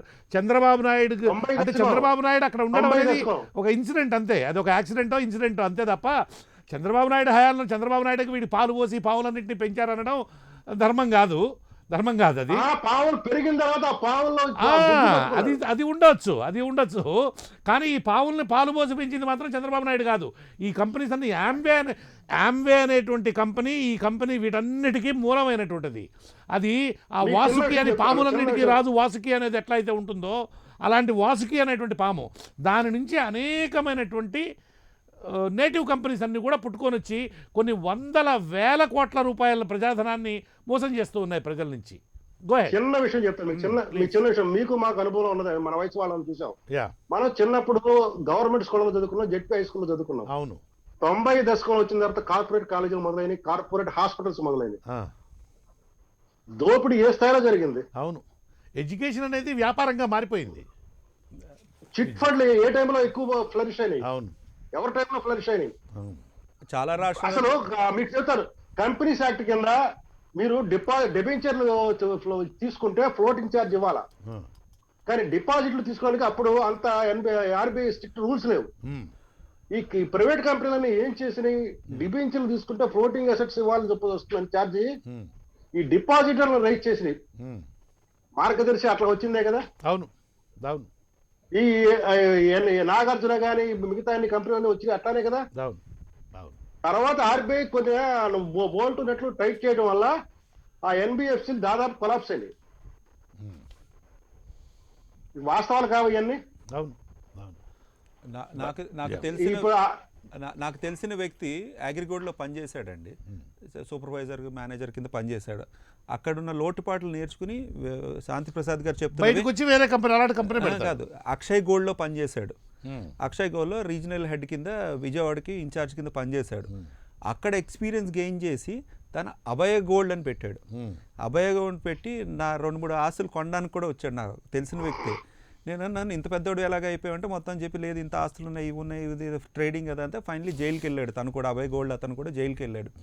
అంటే మీరు ఏదైతే లేవనెత్తుతున్నా ఆమ్వే అన్నది ఏదైతే సర్వీసెస్ ఇంటర్నేషనల్ సంస్థ అది, సర్వీసెస్ సెక్టర్ మీద మల్టీ లెవెల్, అంటే అక్కడ నష్టపోయేది తక్కువ. బట్ ఎప్పుడైతే ఈ ఆస్తులతో కూడి వ్యవసాయ ఆస్తులు, రియల్ ఎస్టేట్ ప్లాట్లు, లేదంటే ఫిక్స్డ్ డిపాజిట్ల హయ్యర్ రేట్ ఆఫ్ ఇంట్రెస్ట్ ఇవ్వడం, లేదంటే ఆ మాటకు వస్తే మీకు ఇంకా లోకల్గా షాపుల్లో ప్రెషర్ కుక్కర్లు, ఇంటి సామాన్లు, ఇలాంటి స్కీములు కూడా చాలా వచ్చినాయి. మనందరికీ తెలిసిన విషయం, ఇదివరకున సౌత్ ఇండియన్ రాష్ట్రాల్లో లాటరీ అన్నది బాగా ఫ్రాడ్ జరిగేది. రాష్ట్ర ప్రభుత్వాలే కూడా లాటరీలు కూడా అమ్మేవి. క్రమేపీ సౌత్ ఇండియన్ రాష్ట్రాలని కట్టడి చేశారు. ఈవెన్ టుడే గోవాను, నార్త్ ఈస్ట్ స్టేట్లో ఇప్పటికీ లాటరీలు ఉన్నాయి, ఇంకా ఉన్నాయి. అంటే ఈ లాటరీని ఎప్పుడైతే మనం బ్యాన్ చేసామో, ఉభయ తెలుగు రాష్ట్రాల్లో అయితే ఉమ్మడి ఆంధ్రప్రదేశ్, తమిళనాడు, కర్ణాటక, ఈ లాటరీకి ఎక్స్టెన్షన్ ఈ మల్టీ లెవెల్ మార్కెటింగ్ మాట. అంటే ఆశకి ఒక వ్యక్తి ఒక స్కీమ్ లో చేరి 5-6 కనుక చేర్పించేట్లయితే కమిషన్, వాడి డబ్బులు వాడికి వచ్చేస్తాయి. అలా చేరినటువంటి వ్యక్తి మళ్ళీ ఇంకొక 5 చేర్పించేట్లయితే వాళ్ళ డబ్బులు వాడికి వచ్చేస్తాయి. అలా అలా అలా అలా అలా అలా ఈ భూగోళం మీద ఉండేటువంటి మనుషులందరూ అయిపోతారు అన్నమాట. ఓకే, పార్సారథి గారు, you just give me your concluding remarks. Let us close the discussion now. So once again I'm thanks to Sridhar. ఎందుకంటే మేము ఏదైతే భారతీయ జనతా పార్టీ తరఫున అనేక చట్టాలను యొక్క రూపుమార్పు చేసి ప్రయత్నం చేస్తున్నామో దాన్ని వాళ్లే చెప్పారు కాబట్టి I welcome and I thanks to mister Sridhar. ఆయనకెందుకు సార్ చేసిన ఆయనకెందుకు సార్ ఆలస్యంగా వచ్చినాడు? కాదు, భారతీయుడుగా ఒక సిటిజన్ గా ఇన్కమ్ ట్యాక్స్ పే చేస్తున్నావు, బిజినెస్ చేసే ఒక పొలిటికల్ వ్యక్తికి 10 మందికి తెలియాలి, మీరు అది చెప్పాలి. అది కాకుండా మిగతా మాట్లాడారని కూడా హైలైట్ చేశాను. ఏదేమైనా కూడా reforms and accountability should happen in India. Black మనీని కట్టడి చేయాలి. Films, political personalities, real estate, gold jewellery, XYZ business లో ఏదైతే క్యాష్ ఉన్నదో కట్టడి చేసి మొత్తం అంతా వైట్కి వస్తే, ఎక్కువ ట్యాక్సుల రూపాయన ప్రభుత్వాలకి, సంస్థలకు వస్తే వెల్ఫేర్ మెజర్స్ ఇంకా బాగా చేయొచ్చు. ఆలస్యంగా వచ్చి అందరికన్నా ఎక్కువ సమయం తీసుకున్నటువంటి వాడు దేపల్లి. Okay, go ahead. మీరు ఫస్ట్ స్టేజ్ లోనే మొత్తం చెప్పడానికి కృష్ణమోహన్ గారు పర్మిషన్ ఇవ్వరు కదా. అవునవును, మొత్తం మీద ఉండే సబ్జెక్ట్ లో చెప్పారు. ఈ రోజు భారతీయ జనతా పార్టీ చేస్తుండేదంటే 2004 నుంచి 2014 దాకా చెక్ పోస్టులు ఉన్నా కూడా 14 లక్షల కోట్ల బడ్జెట్. ఈ రోజు చెక్ పోస్టులు లేకుండా ఈ రోజు 36 లక్షల కోట్ల బడ్జెట్ కి వచ్చింది. అది ఎక్కడ నరేంద్ర మోడీ గారి జేబులోకి లేదు, అమిత్ షా గారి జేబులోకి వెళ్ళడం లేదు. మళ్ళా దాంట్లో మళ్ళా 32% వల్ల 42% రాష్ట్రాలకు ఇస్తున్నారు, 5% గ్రామ పంచాయతీలకు ఇస్తున్నారు, 2% కెలామిటీ ఫండ్ ఇస్తున్నారు. అంటే దాదాపుగా 32 నుంచి 49% దాకా రాష్ట్రాలకే ఇచ్చేస్తున్నారు. ఇంకా అనేక రకాలైన సంక్షేమ పథకాలు జరుగుతాయి. ఇవన్నీ జరుగుతున్నాయంటే డెవలప్మెంట్. దాంట్లో చట్టాలను ఉండేటువంటి యొక్క లోపభూయిష్టమైన చట్టాలని అరుణ్ జైట్లీ గారు మహానుభావుడు, really we have to appreciate him. దాదాపుగా నాకు తెలిసినంత వరకు 1000 నిరర్థకమైనటువంటి చట్టాలని ఆయన తొలగించడం జరిగింది. దాని తర్వాత కూడా ఆ ప్రాసెస్ కంటిన్యూస్ గా జరుగుతోంది.